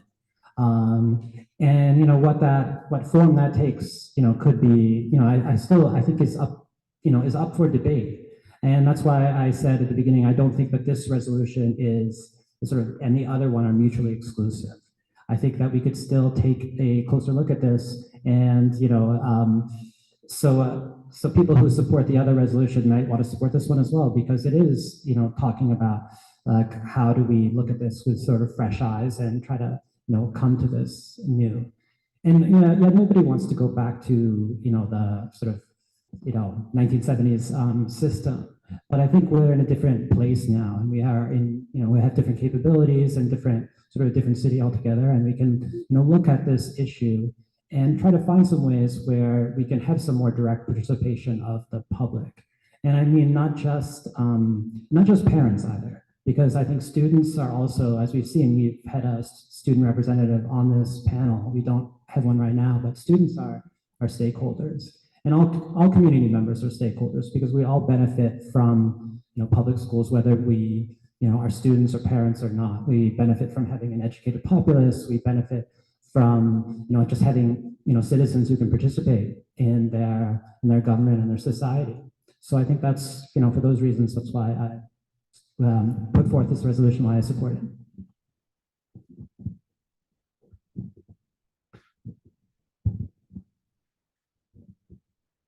So I just wanted to speak on this resolution. So I appreciate the sponsors of this resolution putting this together. However, and I was asked to be a co-sponsor, and I looked at it, and I respectfully declined. There are a few issues that I had. The first is I am old enough to remember the rank, and I will call it rank corruption, when we had local control. I will give an example from my own family. My mother was a deputy school superintendent in a district in Brooklyn, and that district voted to appoint a assistant principal who had been a gym teacher, I believe, as the superintendent. That person that they appointed was a school board member, and that they appointed one of their own to that position. Now he ended up being great in the position, but that process clearly really was about as corrupt as it gets. Self-dealing. And while I am less concerned about whatever future, if District 2 was to, for example, have some more control, I would be less concerned with our district than other districts. I think that if you look at the city in general, I think the basic human emotions of greed and corruption are still out there. So that's one issue I have. I would just point out that I was not a fan of Mayor de Blasio. During the de Blasio administration, I didn't see these same calls to do away with mayoral control as we have today, and that raises another issue. I did have the opportunity to attend a UFT event fairly recently, and at that event, it was clear that the UFT, and I heard President Mulgrew, was really pushing for an end to mayoral control. And another concern that I have is that this particular issue is being used as a bargaining chip in potential negotiations between the UFT and the city. And I suspect this is just my thought, that at the end, there'll be some sort of negotiation to withdraw the opposition to mayoral control in exchange for some sort of a deal. I don't know if that's what might be happening behind the scenes, but that's another concern that I had. And finally, the other concern that I had is that while I agree with you that this resolution brings up some good points, it doesn't propose a really effective alternative other than maybe a study or a commission to look into the issue. And I think before you do away with mayoral control, you have to have something in place that works. And I am very skeptical of an alternative system, regardless of whether I agree with the mayor or disagree with the mayor, he or she, whoever the future mayors are on certain issues. I will tell you that I still am more comfortable having an executive who is subject to more oversight by either the city council or even the press than I am to have different districts each doing their own thing with God knows what type of level of oversight and really monkeying with the system and really having different interests that may not really jive with what the city needs. So that's why I cannot support this resolution. But I do applaud these sponsors for really, because it is an issue I think we can discuss, and maybe in the future we can come to some sort of agreement on these issues. But right now, I think I can't support it. Anyone else have any comments on resolution number 238? Okay. Next resolution is number 239, air quality in schools.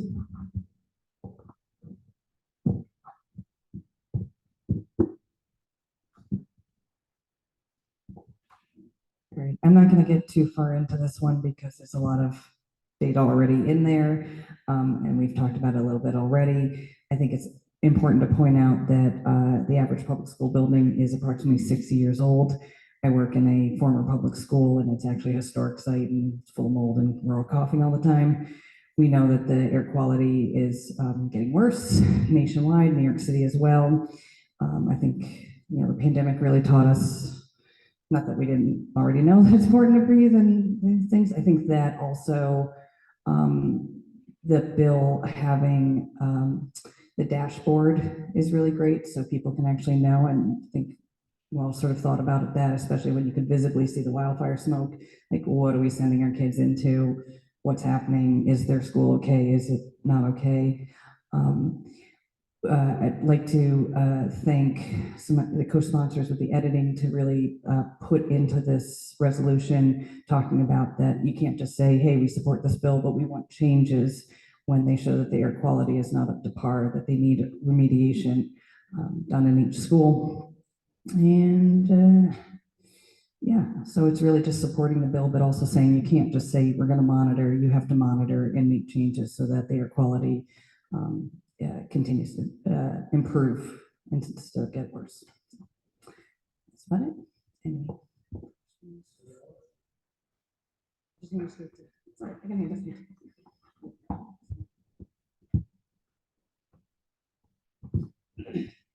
I'd like to start by just saying I respect the intention of City Council's bill, and I also respect the intentions of the co-sponsors of this resolution. And I think it's goes without saying that we want good indoor air quality and that we want to continue improving it, especially in buildings that are as old as the ones in the New York City public school system. But by way of background, I was certified as a LEED accredited professional. For those of you who may not be familiar with this designation system, LEED is L-E-E-D. It's the Leadership in Energy Environmental Design. It is a certification by the U.S. Green Buildings Council, and it's the most widely used framework for qualifying healthy and efficient buildings. And you can be a LEED accredited professional. You can also work in a LEED building. And I spent some time looking at the underlying bill that this resolution refers to, as well as the resolution itself, and discussing this with some other professionals in my industry. And I think the bill itself is flawed on a number of levels, including what it's requiring the city to test, where it's testing, and the extent of that testing. I could go into detail, but I think it's technical detail that is not necessary to make these points. And I also think that the language around remediation is very ambiguous language, and it's setting effectively no standard by setting a standard too high that's ensuring the safety.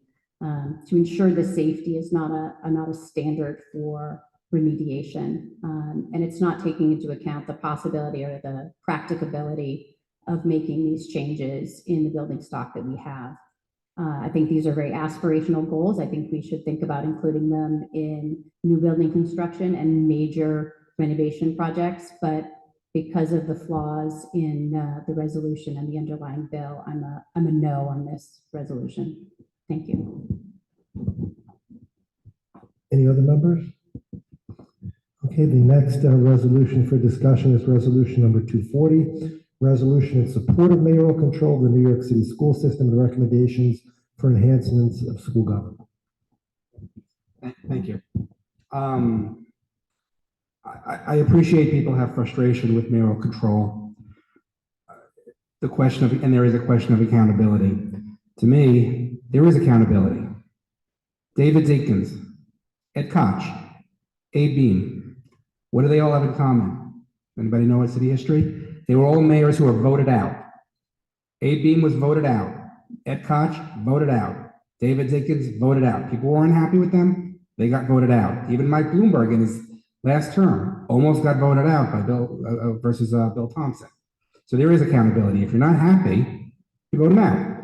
And I remember the last mayoral election. One of the big topics, I think something that was discussed and vetted through all of the candidates, and remember, there were a lot of candidates, education. There was accountability because we had every debate, education was at the forefront of those debates. So, in terms of what else? I mean, I can also tell you stories about school boards. I'm also old enough to remember my school board where the superintendent worked with the FBI to record his school board members who decided that A, they had too many Jewish principals, they wanted more Italian principals, and they could make money hiring Italian principals. And the entire school board was actually eliminated, was thrown out by Chancellor Meklowitz at the time. So, but I don't think people are going to it doesn't sound like people want to go back to that. There's also direct election. And I know some cities are going through that, but where has it been successful? I don't know. Does anybody here think San Francisco is the San Francisco educational system is a model system? Because they have direct elections. I don't think that works. I mean, they were very interested in renaming school buildings during the pandemic, but not actually addressing the educational needs of the students. So I also think that if we go to that, the special interest groups, such as the UFT, will have an outsized influence on that. I think that mayoral control lends itself to accountability. Mayor has jurisdiction over all the other municipal departments. Why not this one as well? And again, if you don't like him, vote him out. We have voices. He or she, whoever's sitting in the mayoral seat, has to listen to them. He or she could ignore them. That's on everything that we have. That's the Department of Transportation. He or she could listen to us on that as well. That's up to them. And if we don't like it, the next mayor will vote him out. We'll vote the person out. So I do believe that mayoral control does lend itself to accountability. Thank you. Any other council members?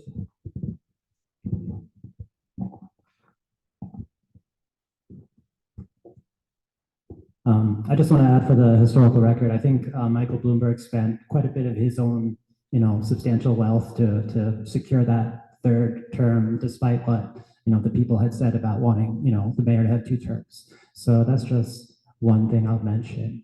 I really chafe at the arguments about against sort of more direct sort of public sort of participation in this process, because they just seem to me like they're arguments ultimately in favor of a kind of dictatorship, like the people aren't ready for this. It's true that,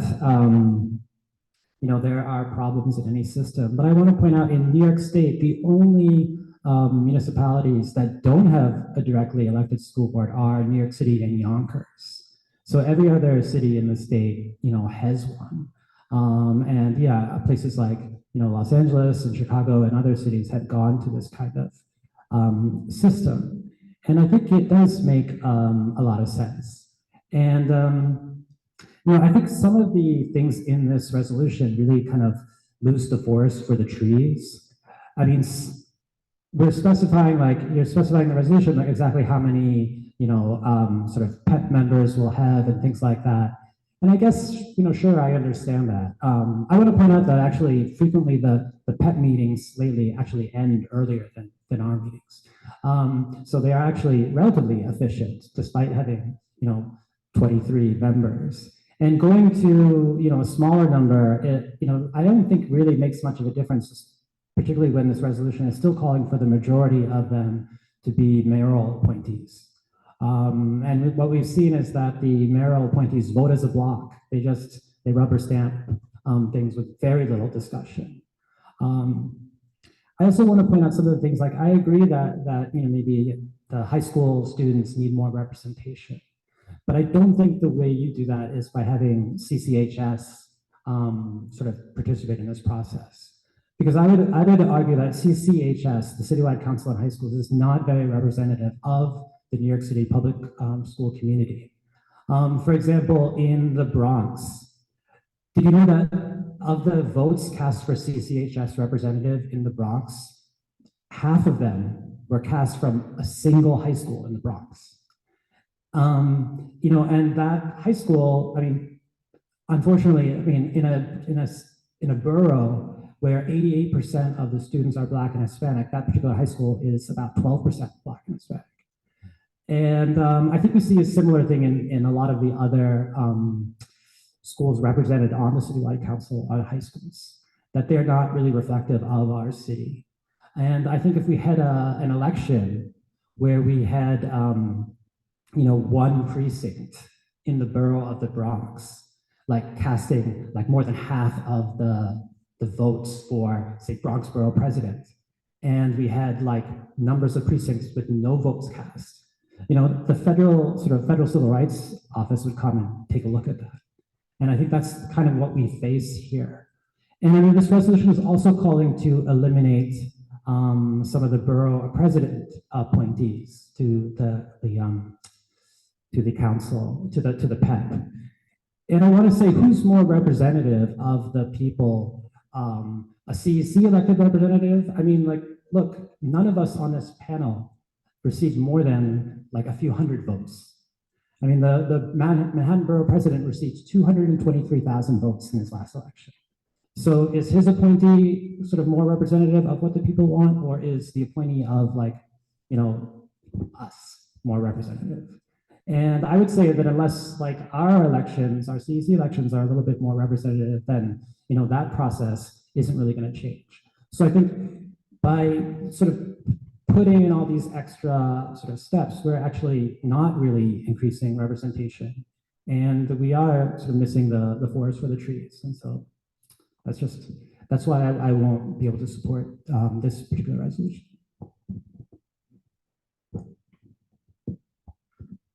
So I do want to point out, because I know you go to a lot of the PET meetings. I don't go, but I watch them.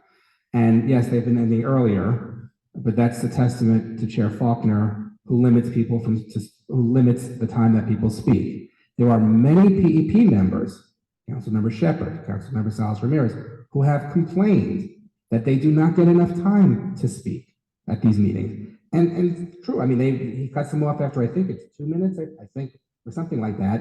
And a lot of those members complain, and I get it. Like, they want to speak for more than 2 minutes.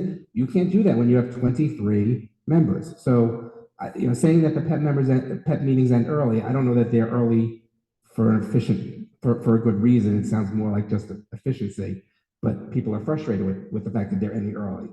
And in terms of the borough president retained these powers simply because, at the end of the day, simply because after the charter revision in 1989 or 1990, when the borough presidents were told, or the city was told, that having the borough presidents help run the city was unconstitutional because of equal protection clause, the borough presidents needed something to do. They needed some function. So they maintained functions over some land use through the community boards and this education. But I still don't get why they are uniquely qualified to do that, as opposed to the mayor of the city of New York. He is the chief executive officer. So that's just, you can disagree with me, but I don't necessarily see why the borough presidents need that. If you're going to do anything, have more CEC people on there, like you have now, the elected representatives of the CEC. I also, find it interesting that you don't want CCHS to have more representation because you don't like who was elected to the CCHS. I am all for FACE getting more of the vote out. That would be great. If we had schools all across the city having 10, 20, 30% voter participation rate, that's great, but this is what the vote was. For whatever reason, this is it, and we either live by that or die by that. I think Councilmember Silverman said it perfectly. He agrees with mayoral control. He would agree with it even if Bill de Blasio was still mayor, and I'm also not a fan of Bill de Blasio. It doesn't matter who the mayor is. The next mayor could be someone that I'm not comfortable with, but I still would agree with mayoral control. Any other members wish to say anything? This resolution. Okay, the next resolution, discussion on resolution 241, resolution to provide geographic priority for D2 Manhattan High School admissions. I just want to start off by saying I want to acknowledge the significant number of emails that I certainly have received in support of this resolution. I think this resolution is not a resolution that's unique to this council. This is just continuing the work of the last council, where we were strongly supportive of District 2 priority. And I think this resolution really embodies the overwhelming majority of support for District 2 priority, for geographic priority for Manhattan high school admissions. This has been a horrible situation. It was something that was removed without the consent of any parents. It was done basically without any constitutional review or without any democratic review of this process. And again, I think that parents in District 2, one thing that we can all agree upon, you may have different opinions on a lot of things, but one thing we can all agree upon is that we were elected to represent District 2. So even though we may have different ideologies that we may believe in, even though we may agree that there are disagree on the ways to get from point A to point B, we were represented to we were elected to represent this district, or we were appointed to represent this district. And I think nothing is more helpful to the parents of this district, and that's all the parents of this district, regardless of whether you're rich, you're poor, you're black, you're white, you're Asian, you're Hispanic, Latino, whatever. District 2 priority helps every parent in this district when it comes to Manhattan High School admissions. So I support this. This is merely a continuation of all of the resolutions, all of the forums, all of the times that we've had discussions on this. And I truly believe that District 2 is overwhelmingly in support of this resolution. Thanks. And I'm not going to say a whole lot more because a lot has been said, but just a couple of points. You know, in the schools that used to have district priority, 2 of them were built relatively recently, Elrow and Millennium, for the specific purpose of having more schools available, more high school seats available for students in the neighborhood. That's where they were built, and that was taken away, and that's a slap in the face of all the parents who fought to get these seats. These schools were built for our kids. The other thing I want to comment on is we've spoken a lot about tonight the it was an 18% rate of nobody getting their top 12 matches or any of their 12 matches, and that's true. But think about it this way, and my son is not in high school, so I haven't gone through this. I went through this as a high school student myself many years ago. How many of you would actually be happy with your 12th choice? You know, most people are really putting down a bunch of safety schools on the bottom that they're really not thrilled about. They'll accept it. But most people want their top 5 choices, top 6 choices. And in fall 2021, District 2 students, 60% got one of their top 5 choices. So you had a 2 in 5 chance of not getting your top 5 choices. People are going to leave for that. If you can't afford private school, and many parents in District 2 cannot afford private school, you're going to leave the city. You're going to leave the city for the suburbs, or you're going to try to get into a charter school. So, you know, I think we just shouldn't forget that, you know, top 12 is great. It's good that you get into one of your 12, but that's not really that great. Parents are looking for quality alternatives, quality choices for their kids, and quality could very well mean what's close, what's safe to commute to. Do I want my kid having 3 transfers, 2 trains and a bus? Queens has Francis Lewis High School, which is a really good school, and it's a zone school. So if you don't get into any of your choices, you can put Francis Lewis down, you'll get in. Now let me ask you, if anybody here lives down in the Battery, let's just say the Battery, and you got assigned to Francis Lewis High School, which is a really good school, and I think it's Fresh Meadows or Hillside or somewhere like that. That's probably an hour and a half commute. I mean, right? I grew up in Queens, I should know this, but you went to Francis Lewis? Okay, so it's probably an hour and a half commute. You want your kid leaving at what high school? Some high schools start at 7:30. You want your kid leaving at 6 o'clock in the morning when it's pitch blacked out? Anyway, if anybody else has any comments. I should contribute to that. Yes, as a parent elected, all I can hear from all the District 2 parents is that we want to have District 2 priority for our high schools.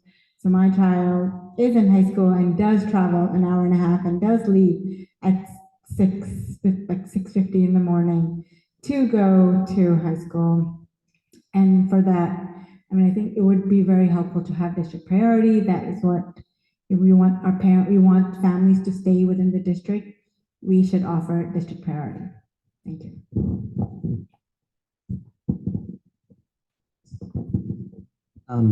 Sorry, I want to say something that I think is maybe not so popular in these meetings, but I think is probably resonates with a very large number of parents in our district. Is that for most of us, it's not a choice between like private school or not.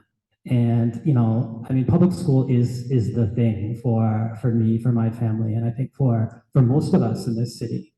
And so I really do support the maintenance of DIA set-asides, diversity and admissions, and also for the set-asides for students with disabilities, because students with disabilities travel incredibly long distances, often to go to school with unreliable buses. And I think that we're not going to hear from the families who most benefit from the diversities in admissions initiatives. They're not generally not coming to these meetings. I'm pretty sure they're not coming to a CEC2 sponsored admissions and diversity committee meeting, because I don't think they feel that that's a welcoming space for them. And it isn't. They're not wrong. So I want to say that, I think whatever we do, I mean, as I know as this council where sort of our oversight over high schools is very limited, since there's only one high school, in this district that we're directly sort of like looking at. But I think that it's important to remember who's not in this room, and that a lot of people do benefit from set-asides for diversity and admissions and for students with disabilities. One comment is that I understand your point, but this resolution doesn't speak to that at all. It doesn't say anything about that. That was a comment and there was a discussion point, but that's not part of the resolution, germane to the resolution. Just to address that specific point, I want to mention that as an IEP parent, I can tell you that schools such as Elro had a certain number of seats that are set aside for IEP seats. And with District 2 priority, those IEP seats will go to District 2 students. So this is not, I really don't agree with the, I don't agree with that argument. So I think District 2 priority, again, it's good for this district. It helps the parents of our district, and I'm thrilled to have this resolution. And I look forward to working with the council when it's passed to really try to get it out there, and hopefully with Superintendent McGuire's help to really move it forward and get some real traction. And by the way, I don't think this would apply to consortium schools. I think they have their own method of doing it. So I don't think like Beacon, I don't think would be this would apply to that or those types of schools. But anyway. Any other comments? Okay. Next item on our agenda is the approval of minutes. Should be in the packet. Thank you to Victor. Thank you to Victor. Wherever Victor is. Thanks, Victor. Would any revisions to the minutes? Any alterations, changes, proposed edits? I would make a motion to approve the minutes from what do we have? December of 2023. Can we have a roll call in a second? Okay, let's take a vote. Okay, thank you. Preet Bopar, Preet Bopar says yes. Allison Bowen, yes. Danielle Agarov is absent. Gavin Healy, yes. Charles Love, yes. Maud Marin, yes. Sonal Patel, yes. Jessica Savage, yes. Sarah Schechter Ehrenberg, yes. Sabina Serenise, yes. Leonard Silverman, yes. And Craig Slutskin is a yes. It passes 11-0-0. Minutes are approved. The next item on our agenda is the second public speaker session. I do want to thank all of you for your patience in waiting. I know it's tough. One of the hardest things about coming to these meetings is having to not be able to say anything and having to wait till we're busy talking and we get all the things we want to say out. If I had to guess, some of us, well, I won't even go there. But anyway, if you signed up, if you haven't signed up, he's got the sign-in sheet. So he's gonna. I'll ask Craig to call the speakers now for the second public speaking session. You'll also have 2 minutes to speak. And just when you're speaking, I don't know if you noticed that Sarah, that very nice council member at the end, has a camera that she actually is showing to you, so you can see the minutes. Yeah. So we'll start off with Sumitra, and then Jessica Harvey, you'll be next. Oh, Jessica left. Okay. Mutoko, you'll be next.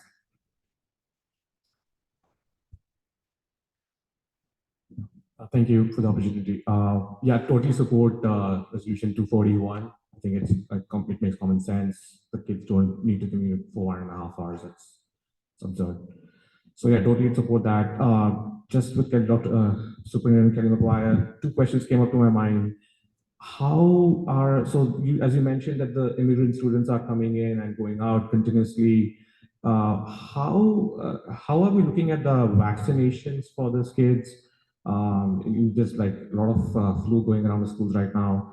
And secondly, like when a student joins the school, let's say like in mid-year, like right now is January or February, how do they graduate from these classes? Like, so if there's someone joins sixth standard or fifth standard or seventh standard in Feb, do they graduate like just having completed half the year, or like I don't know how this is a tricky thing. Like I don't understand how someone who studied only for 2-3 months in a class graduates, and how do you handle those things? And the vaccination, I'm assuming that this is going to be an ongoing situation. I don't see an end to this. So like right now and then going forward, how do you plan to address this? If you could speak to that either this meeting or next meeting, that would be great. Thank you. Thank you. So we don't have a back and forth conversation, so maybe you can speak with him separately. I'm sure he'll be happy to speak with you. Matoko will be next, and then Lara, you'll go after.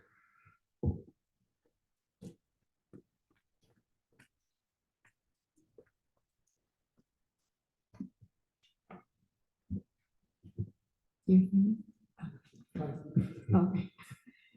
So early summer 2021, when I saw many parents flooded the CECD2 meeting asking for help because their children were not matched to any of the 12 schools that they listed in high school admission, I thought the new mayor would improve this unfair policy quickly. But after 3 years, it hasn't. Instead, District 2 families are forced to not list their real choice of 12 schools, because we all know that if you actually list your choice, then you will get unmatched and DOE will randomly assign a school for you. So D2 parents and families only list two or three schools that is truly their choice, and then the safety schools. But even then, you get unmatched, especially if you make more than $60,000 combined. And $60,000 as a family of 4 is not really enough to live comfortably in Manhattan. I say that because I was one of them.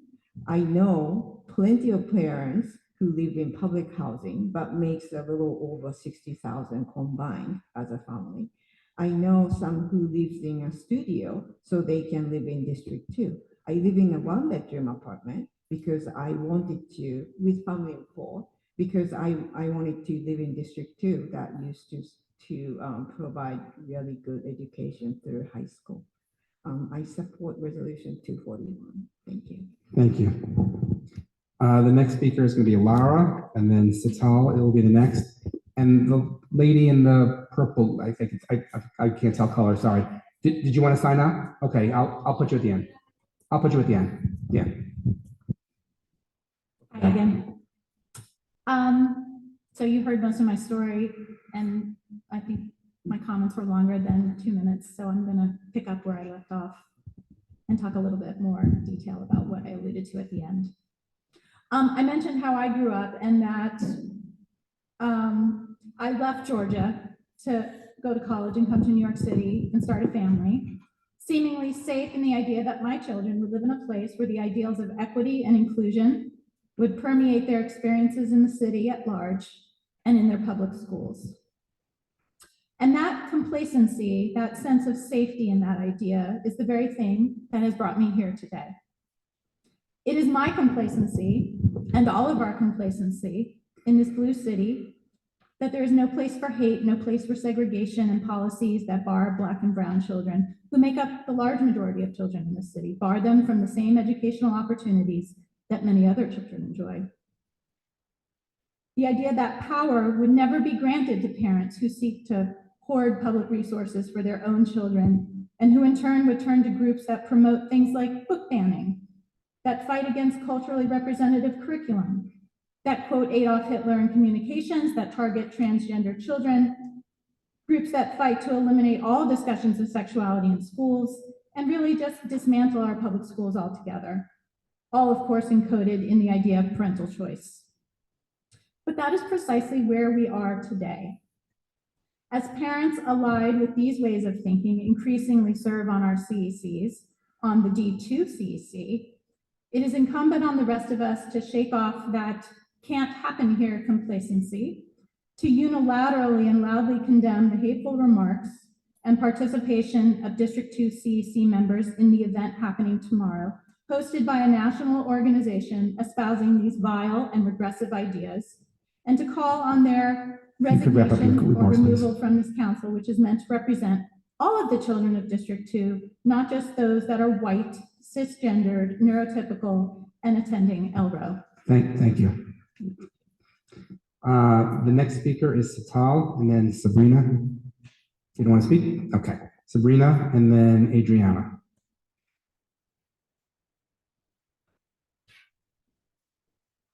Welcome. Thanks. So my daughter started in September the French dual language program, the pre-K on East 76th Street, and she really enjoys it. I think it's very successful.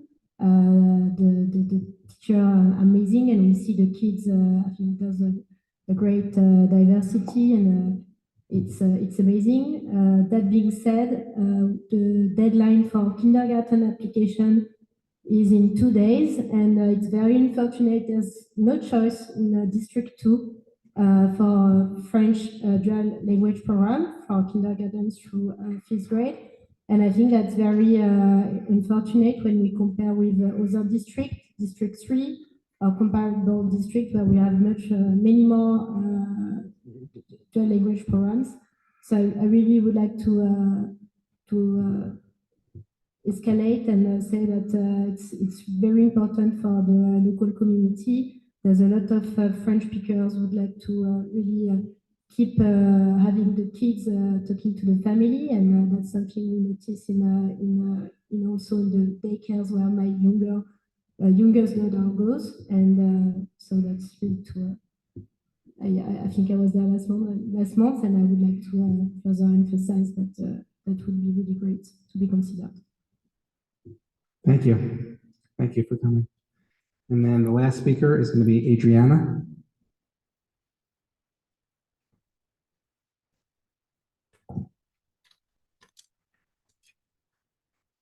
Hello again. I'm here to sort of respond to the conversation that happened after the first speaking period, which is to say that the existence and safety of LGBTQ+ kids is not simply a difference of opinion. And there are LGBTQ+ children in District 2 schools, like the one you heard from earlier, just as there are LGBTQ+ children in every school district around the country and around the world, who members of this council believe are quite literally not real and described as abominations.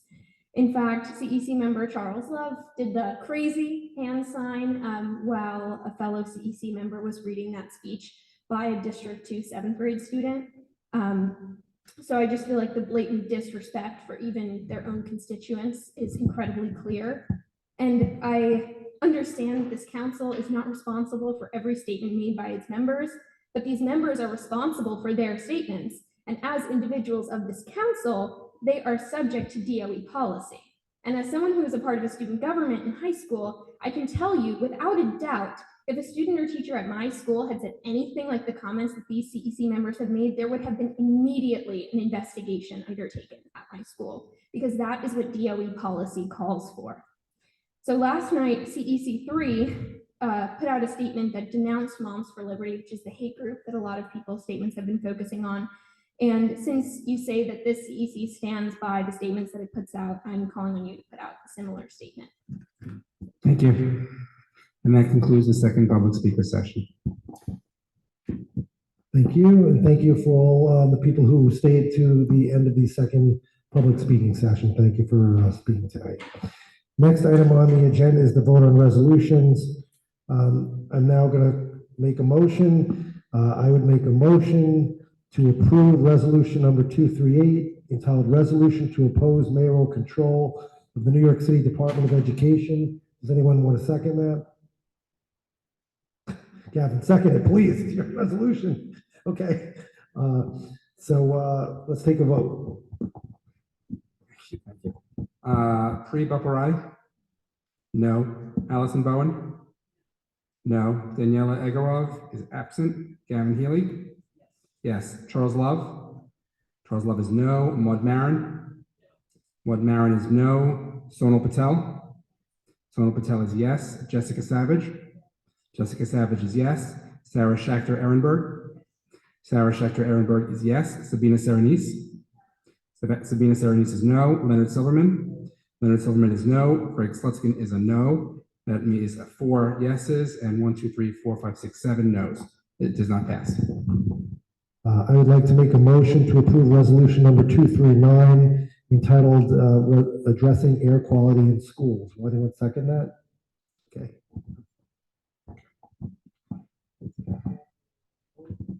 Pri Bopperai? Yeah, Pri Bopperai is yes. Allison Bowen? Allison Bowen is no. Daniela Egorov is absent. Gavin Healy? Gavin Healy is a yes. Charles Love? Charles Love is a no. Maud Marin? Maud Marin is a no. Sonal Patel? Sonal Patel is a yes. Jessica Savage? Jessica Savage is a yes. Sarah Schechter Ehrenberg? Sarah Schechter Ehrenberg is a yes. Sabina Serenise? Sabina Serenise is a no. Leonard Silverman? Leonard Silverman is a yes, and Craig Slutskin is a yes, so that passes 7-4. The next resolution is resolution number 240. I'd like to make a motion to approve resolution 240 as amended, entitled Resolution in Support of Mayoral Control of the New York City School System and Recommendations for Enhancements of School Governance. Will anyone second?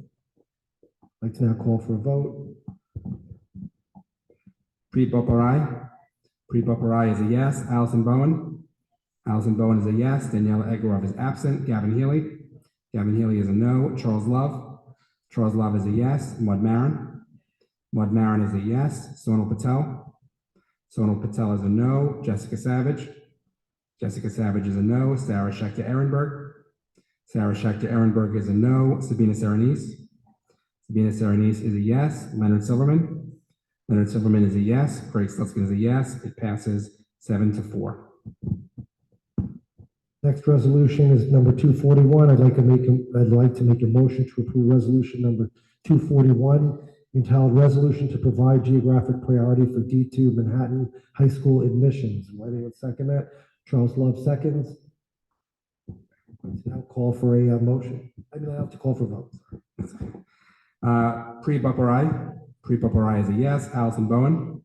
Allison Bowen is a yes. Daniela Egorov is absent. Gavin Healy? Gavin Healy is a no. Charles Love? Charles Love is a yes. Maud Marin? Maud Marin is a yes. Sonal Patel? Sonal Patel is an abstention. Jessica Savage? Jessica Savage is an abstention. Sarah Schechter Ehrenberg? Sarah Schechter Ehrenberg is an abstention. Sabina Serenise? Sabina Serenise is a yes. Leonard Silverman? Leonard Silverman is a yes. Craig Slutskin is a yes. And it passes 7-1 to 3. Thank you. And by the way, all the records of voting will be posted on the website along with the approved resolutions. Actually, all resolutions are posted on the website, whether or not they're approved or not. So again, members of the public want to read them, they'll be posted. They're already posted. The next item on the agenda is new business. Would anyone like to discuss any new business? Charles?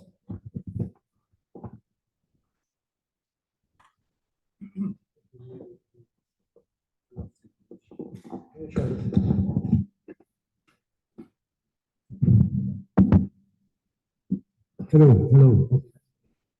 Yeah, so my new business is to announce the surprising thing that about this town hall you may not have heard of that is taking place tomorrow. And a lot of the public speaking section was on that. The president had a comment about that. And I think it's important to make a couple quick points. I don't want to be too long, but there's a lot of talk, not just today, but in a lot of our meetings, about the importance of diversity and multiculturalism and things of that nature. And, you know, as a Black man, and some would say ADOS, an American descendant of slave, or freedmen. We have Black culture.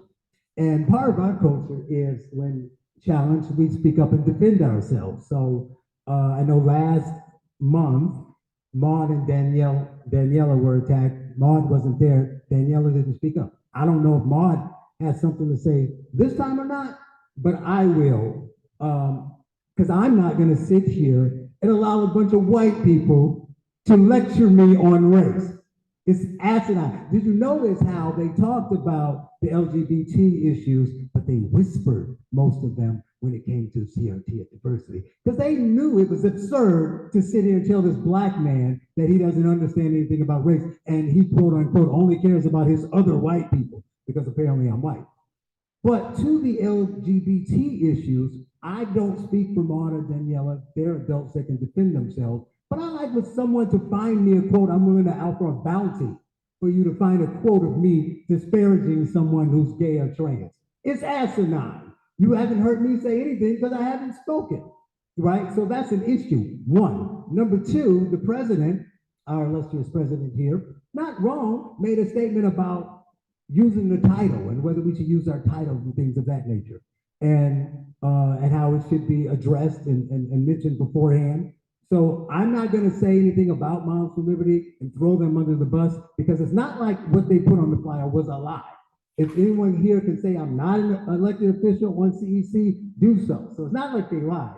But I want to say, if you want to say that, any logical person would say I didn't make that flyer. But I want to say I would ask. There's no one next to me but Sabina and Maud, and since Maud is a hateful bigot, I asked Sabina because she's impartial. That is an email from Moms for Liberty, correct? And they asked me what? In preparation for the town hall, Tiffany needs to obtain a few pieces of information from you. Your proper title, your bio, your headshot. So you need to read it off. And my reply was titled what? Title, Charles Love, co-host of the Cut the Bull podcast, scholar at at 1776 Unites, and author of Race Crazy, BL. You want me to continue? Yeah, but what did you say about CEC? Nothing. So I am not using the title. I am not speaking on behalf. I can't tell Moms for Liberty what to put on the flyer, but I will say this. To the fact that several people said I'm speaking on behalf of the board, let's just clear up how insane that is. I don't speak for anyone else here. The best example is Councilmember Healy. He and I disagree on virtually everything. If I say into this microphone that I stand on the fact that it is Wednesday at 9:05 p.m., he would probably say, I don't know. I don't know about that, because he doesn't agree with me on anything. He has that right. I would never tell him not to speak. But the one thing the two of us will agree on, he openly said in an article that I don't care about Black people. I openly called him a racist. Do you really think we agree on anything? But the one thing we agree on is that he would never say that I speak on his behalf. No one would ever think I do. And I would say the same about him. So if we don't speak on behalf of each other here at this table, why would any sane person think that I'm speaking on behalf of him elsewhere? Lastly, to the Moms for Liberty being a hate group. Don't know what they are. No one I've talked to has ever said anything. But I've heard the arguments. I do my own research, and I see a lot of articles saying some really bad things about these people. But you know the odd thing about those articles? They all quote other articles. I ask people, give me a quote of something racist that they said. No one can give me a quote. It says, the Southern Poverty Law Service, blah, blah, blah. No, tell me what they say. If they're such open bigots, there's videos everywhere. Play them for me. Never got one. So, and a lot of the speakers talked about right wing, the last thing, right wing. And I do think they might be right wing. I'm not sure. Come on. But I think everyone has a right to speak.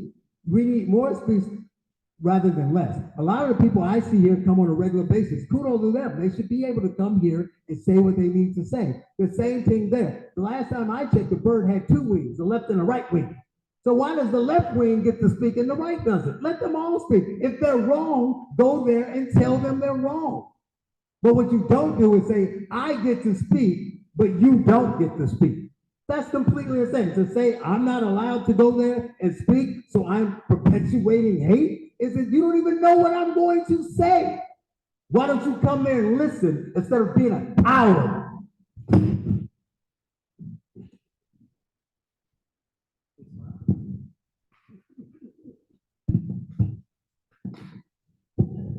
Anyone want any additional comments?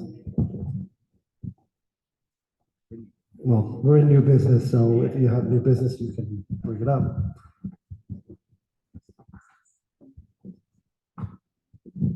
Yeah, so I would like to, as part of this new business, make a motion to include in the minutes a statement of this council, disavowing the hate, the anti-LGBTQ rhetoric of Moms for Liberty. And I note that the District 3 Community Education Council did a very similar thing last night.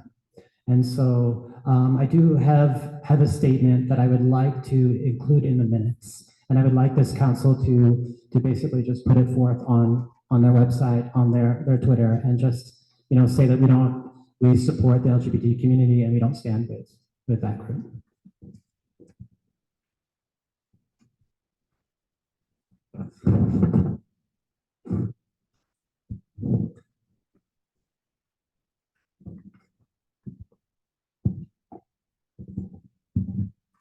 So let me read it. It says, CECD2 disavows any endorsement, affiliation, or support of Moms for Liberty. Moms for Liberty is known for espousing policies and rhetoric that are anti-LGBTQ and broadly discriminatory against a multitude of our District 2 students and families. Their views and approaches run counter to the ideals, goals, and policies of New York City public schools and District 2 specifically. There is no room for hate in our district.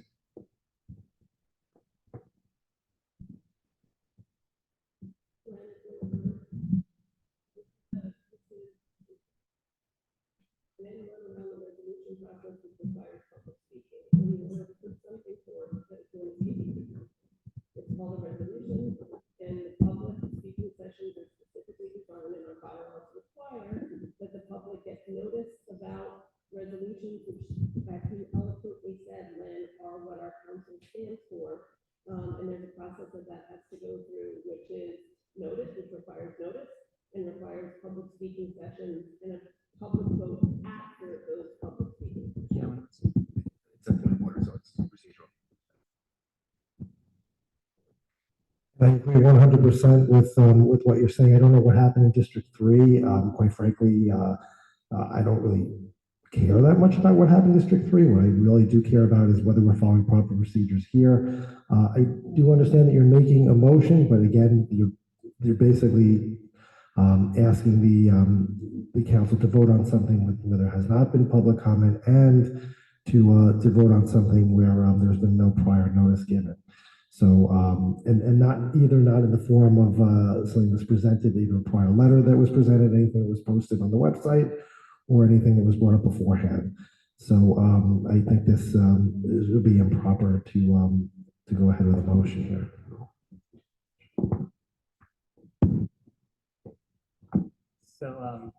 So to speak to the procedural matters, Article 8 of our bylaws provide that if, things that are not, included, provided in our bylaws, are governed by Robert's Rules of Order.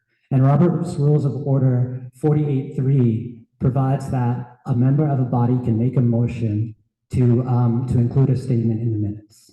And so that's what I'm doing under Robert's Rules of Order and under the bylaws. So I think we can make the motion and then we can have a second and we can vote on it. Thank you. I should also point out that we have a number of speakers here today who have asked this council to do exactly this. If you look and have been reading the chats, there are a number of members of our community that have asked the council to make a statement announcing Moms for Liberty and making very clear that this council has no affiliation with, nor does this council endorse an organization that is discriminatory against a multitude of our students, that operates with hate and fear. And Charles, well and good what you said, and I appreciate your comments. The community deserves to know what this council stands for with respect to Moms for Liberty. 2 of our council members have made a decision to speak. They have been identified nationally as affiliated with this council. It is not unreasonable for any single parent in this community to feel threatened by that. Or, let me take the word threatened back before somebody gets on me about that. To feel that they are not being represented, that a voice at Moms for Liberty of a member on this council is not what this council stands for as a community group of people that speak for, that are meant to protect all of the students here. So, you know, we can talk procedure, we can talk all of the things. And Maud and Charles are going to do what they're going to do, and they're going to say what they're going to say tomorrow. I hope that they qualify, that they are not speaking for this council. But again, I cannot speak for them.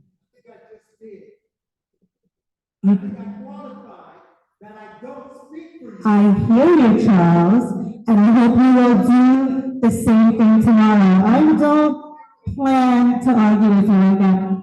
With respect to your comments that you do not. You're gonna keep the argument you want. So yes, I don't mean to I don't need to clarify anything. Okay. Tomorrow at the Moms for Liberty event, if you, I have enough talks, I have no intention of being in that room. I kind of want to say I'm still speaking, but it's obvious that I'm still speaking because my mouth is moving and words are coming out of my mouth. Are we done? Can I continue? Okay.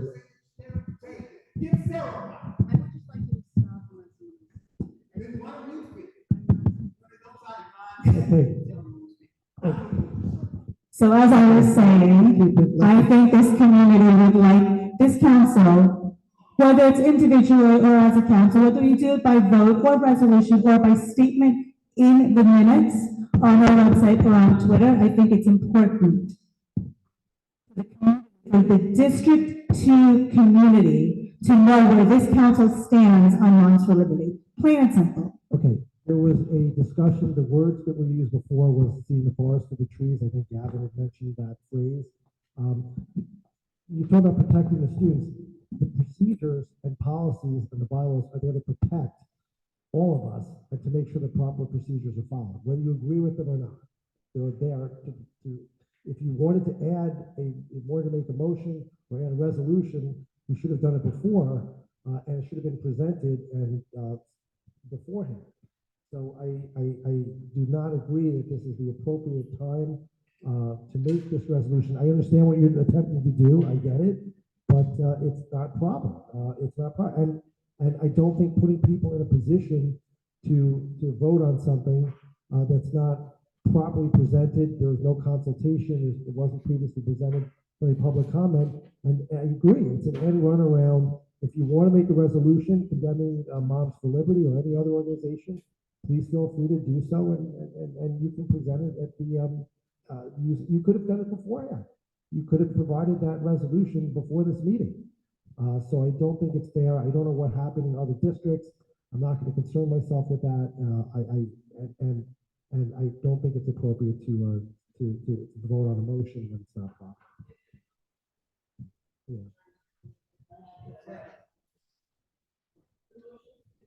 Yeah.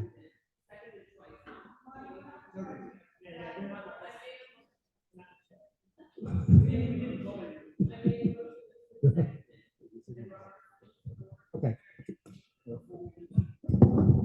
Can I make a comment? I'm going to make a comment as I believe, right, you never know, but I believe as the only member of the LGBTQ community on this council.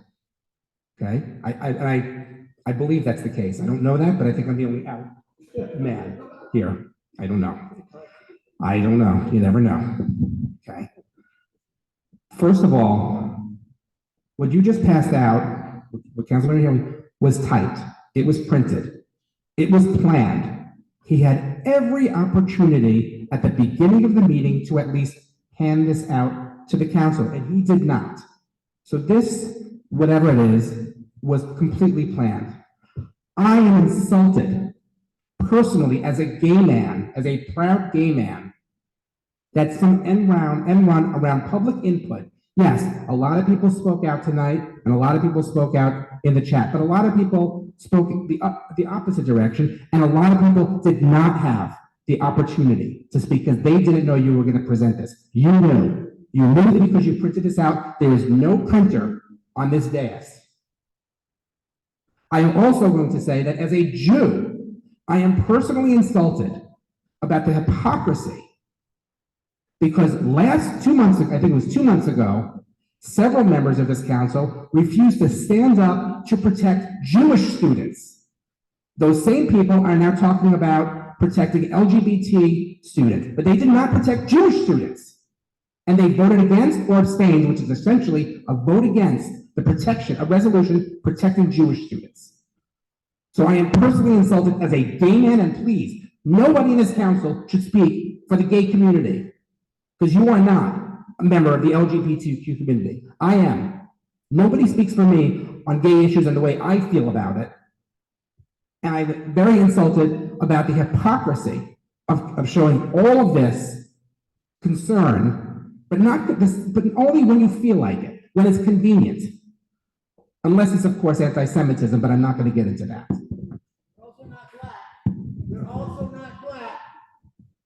Okay, Gavin, there's a motion.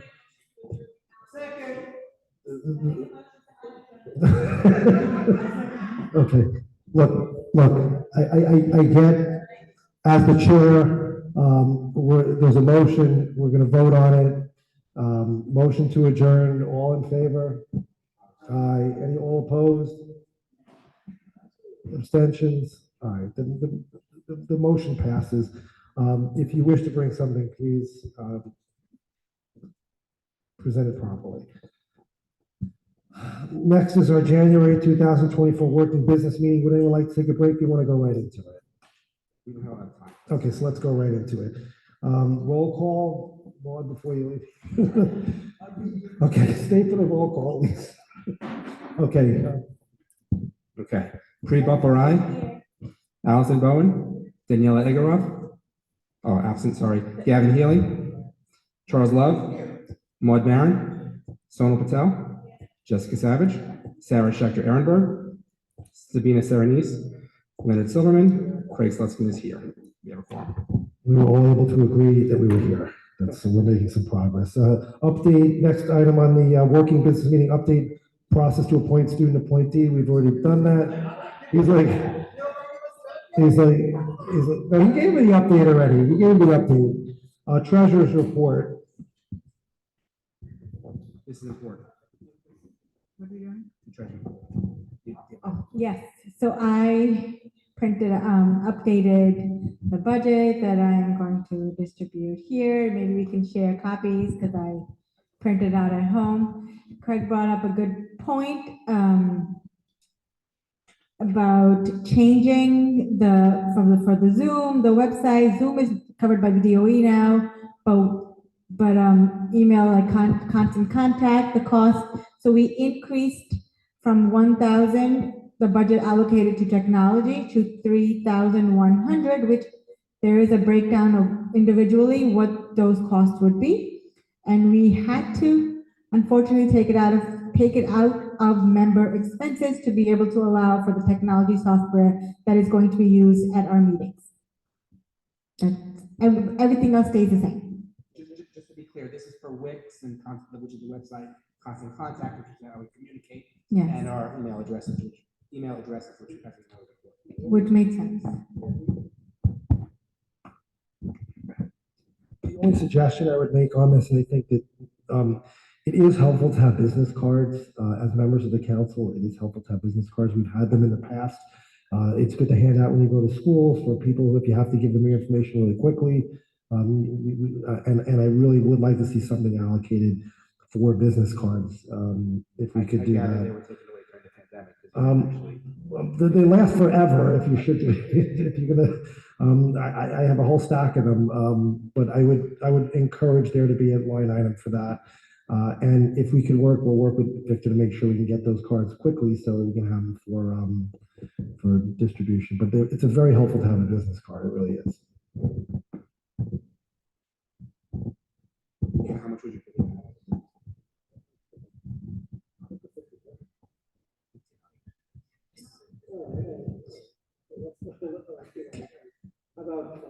500 makes sense, yeah. It used, so we would figure out from perhaps, because I think with equipment, you already put in, that equipment has, from the 1,500 in equipment, we can make that to 1,000, because we've already bought a lot of equipment, perhaps. He hasn't been reimbursed. Ah, well, okay, very well. Our president is owed a lot of money. Yes, he is, they've been spending a lot of money out of pocket.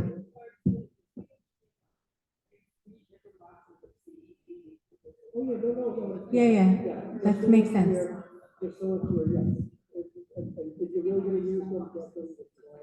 All right, so we'll let, whoever needs them, let Victor know if you need them for the upcoming year. If you don't, then we keep it as it is.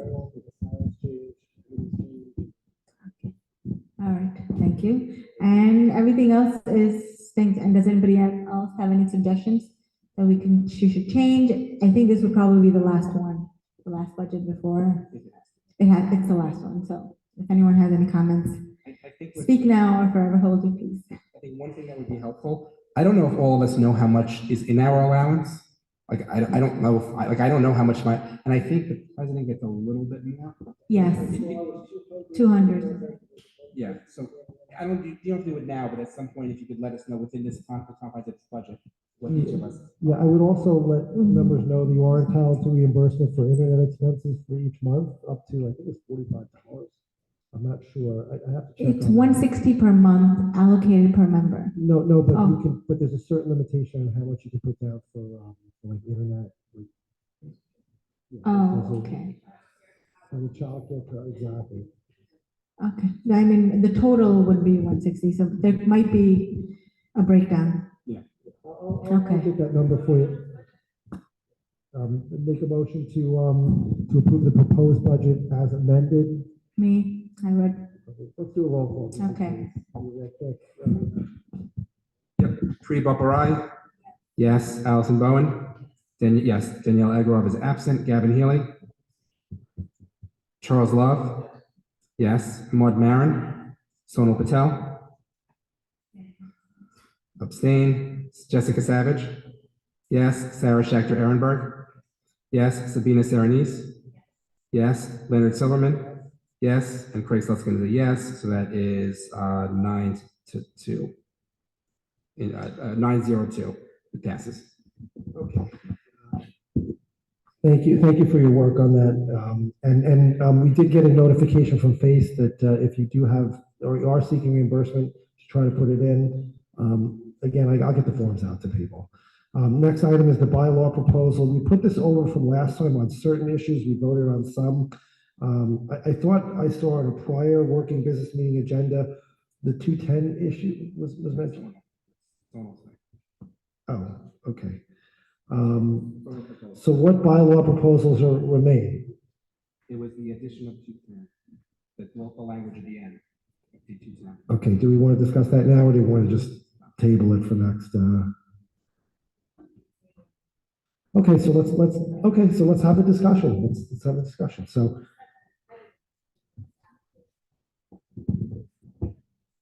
Wait, so wait, so. I mean, we can table this until the end of this term if we want to, but it's clear from what happened tonight that this council does not know how to abide by a code of conduct. Either they don't have one that they think that we abide to, or they just choose to ignore it. I propose this as a simple addition to conform to Chancellor's Reg D210. I'm assuming that the due process objections are no longer in play, since now there is a equity council that is about to be announced, that the purpose of this amendment was to put into our bylaws a code of conduct, period, plain and simple.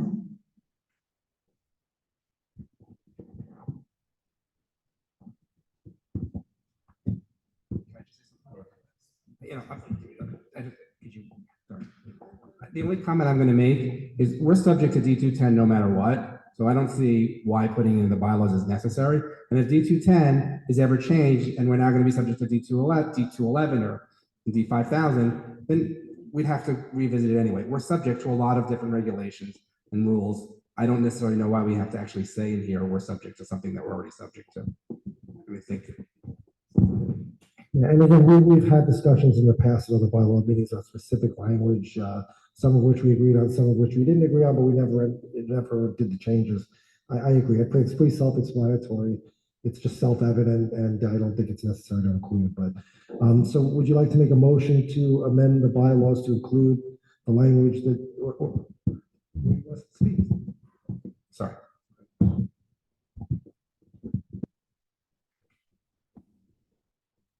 And I can make the motion as a formality. Just to get this off the agenda, we know it's not going to pass, so I will make a motion to then amend the bylaws to include a code of conduct. I make a motion to amend our bylaws to include a code of conduct.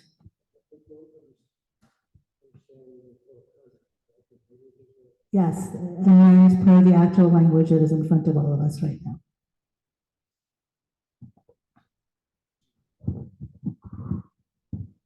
I second the motion. It's not. Yeah, it's not. You'd have to have you'd have to have the actual change presented, like actual, where is it? Where, show it to me. Show it to me. Hold on, let me see what this is. Give me 1 second, because I just want to, Craig's gonna pull out the copy. Yeah, we'll do the vote, that's fine. Okay, let's do a roll call vote. The motion's out there. And just to be clear, Councilmember Patel made the motion. That's it. So it's Article 10, include Article 10, correct? Okay, so I didn't. Okay, so that was Councilmember Patel and then seconded by Councilmember Healy. Yeah, so no, that's what I needed. Okay. What we're talking about. Pre-Poperai, Allison Bowen. Sorry, pre-Poperai was abstention. Allison Bowen is a no. Daniela Egoroff is absent. Gavin Healy?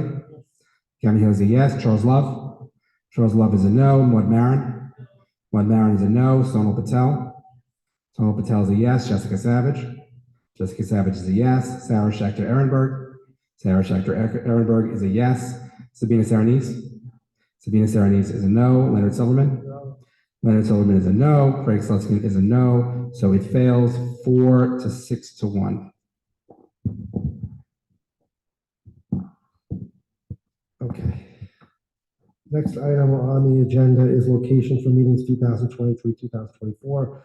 Next meeting. So we talked about different locations last time and we sort of set a schedule.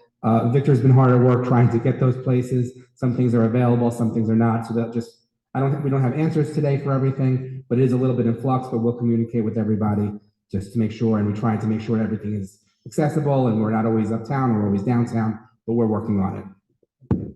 I wanted to actually ask Maud a question, because nothing wrong. No, nothing wrong, just because I wanted clarification. My understanding is, correct me if I'm wrong, because I've been known to be wrong plenty of times.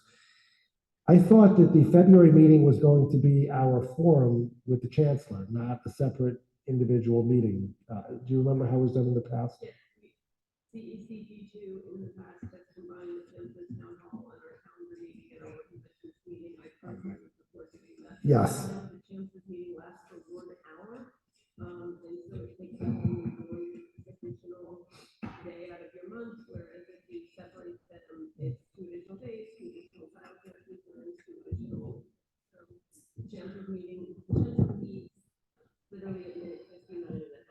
So our meeting is literally 1 hour longer, but it can all be done. Yeah, so right now, I think the website posted February 25th. So let's take that off. Can I just ask one logistical question on that? So this is just different times. Do we know, and maybe Victor can find out, otherwise we have to set it up and break for half an hour afterwards. Can learning times stay? Because otherwise we have to set up all the AV, and as you know, that takes a little bit of time. And that's fine, and we can break for a half an hour while we do it. We'll set up. But if it's possible that the DOE will give us in their largesse learning times for the rest of the night, because they're there anyway, that would be ideal, if that's okay with everybody. Yeah, I don't think they will either, but. Yeah, I don't want to pay us. I don't want to. Right. What might be better is if we set up our own stuff, but don't put it in beforehand. That's fine. Okay, so it looks like our February meeting is going to be at 100, was it 100 Hester Street? So, okay, I'm sorry, what? We'll have to be up by 10 no matter what. Yeah, so, Wherever we are. and that's right, that's how we have done in the past. So we're just gonna have we're gonna go right into the meeting right afterwards. And we'll actually should have a fairly decent audience there, hopefully. Okay. So that's our next meeting. And then the next one after that, we'll then revert back to the district office. I think, I don't remember because it's taken some days, so we're working on it. Okay, all right. Next, discussion of February Chancellor's Town Hall meeting. We still have to get together. Just since we have everybody here, is there any consensus on how you want to do questions? I mean, we could do it, I want to do it in the fairest method that's possible. We were told by Face at the meeting that was attended by some of us that he estimates we'll get to 10 questions. I think that's extremely optimistic. I think when we did it, that he must have gotten to maybe 7 questions if he talks and questions from the council. I don't think there's going to be time for questions from the community. I'd like to have a question, maybe one question, but I can't reconcile how we're going to pick that question. Yeah.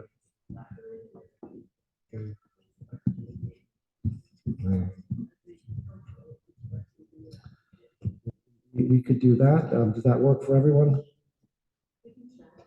Okay, we'll set that up.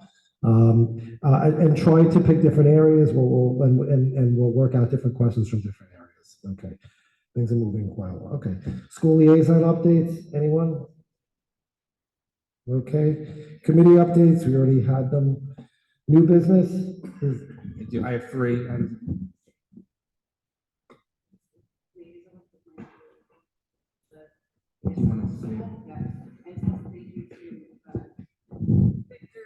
Craig and everybody for making it more accessible. We were able to have an ASL interpreter in case people wanted to come onto the Zoom call, and we'll continue to do that. That no one showed, so the interpreter left. We didn't get a hit on the interpreter usage, so thank you very much for making that happen. So I have 3 things which I think are quick and hopefully not confrontational. We did get an email from the Office of Food and Nutrition Services. They are changing their menus. They would like to present to our CEC. So does anybody have any interest in, do we want to hear that? They want to come and see us. They do present pictures. I've seen that presentation. They don't put samples, but they show pictures. Do we want to say it or not? Because I would like to respond to them. I don't have it. That's fine. We talk a lot about that. That's fine with me. So number 2 is we got an email, and I think they might have sent this to everybody, or maybe they just sent it to the main address, that the New York City, the Public Schools Office of School Wellness has an advisory council, and they're looking for one person from each CEC to be part of it. And it is, I'm going to pull it up. They're exploring parents and caregiver expectations for wellness-related instruction and programs that can create student environments where all of our students have opportunities to feel healthy, valued, and empowered. And they were looking for a CEC member from each CEC. I personally, not to put it on somebody, but it sort of relates to your committee, Jessica. So I thought that you might be the logical person. Is that okay? Okay, and they were looking for an alternate. Does anybody want to be her alternate? Okay, great. That's easy. See, we can get through this. The third thing is, one thing I would like to propose is one of the things we're discussing, and we're going to be hearing about more and more as it gets rolled out, is the rollout of Wit and Wisdom as the literacy curriculum. I think that there are a lot of parents who are afraid. It's something different, it's something new. I would like to propose forming either a literacy committee or a literacy subcommittee within the academics committee. I did speak to Council Member Bowen, and she thought that it would be separate. It would be, the goals would be a little bit different than what's actually in the academics committee now. So I think it's important. I think this will be more informational gathering as opposed to us giving opinions on things. But there are a lot of families that I'm getting a lot of questions because my son's school is going through it now. I would suggest myself, given that I'm living it now, as the chair, but I would welcome anybody who's interested to be on the committee, or at least to show up at a committee meeting. It doesn't matter if you're on the committee or not. Create a literacy committee, Wit and Wisdom.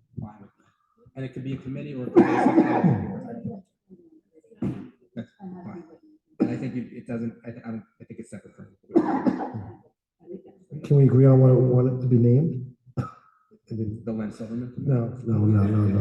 The Wit and Wisdom? Wit and Wisdom Committee. Okay, so we'll create the Wit and Wisdom Committee, and I'll appoint Craig chair. Thank you.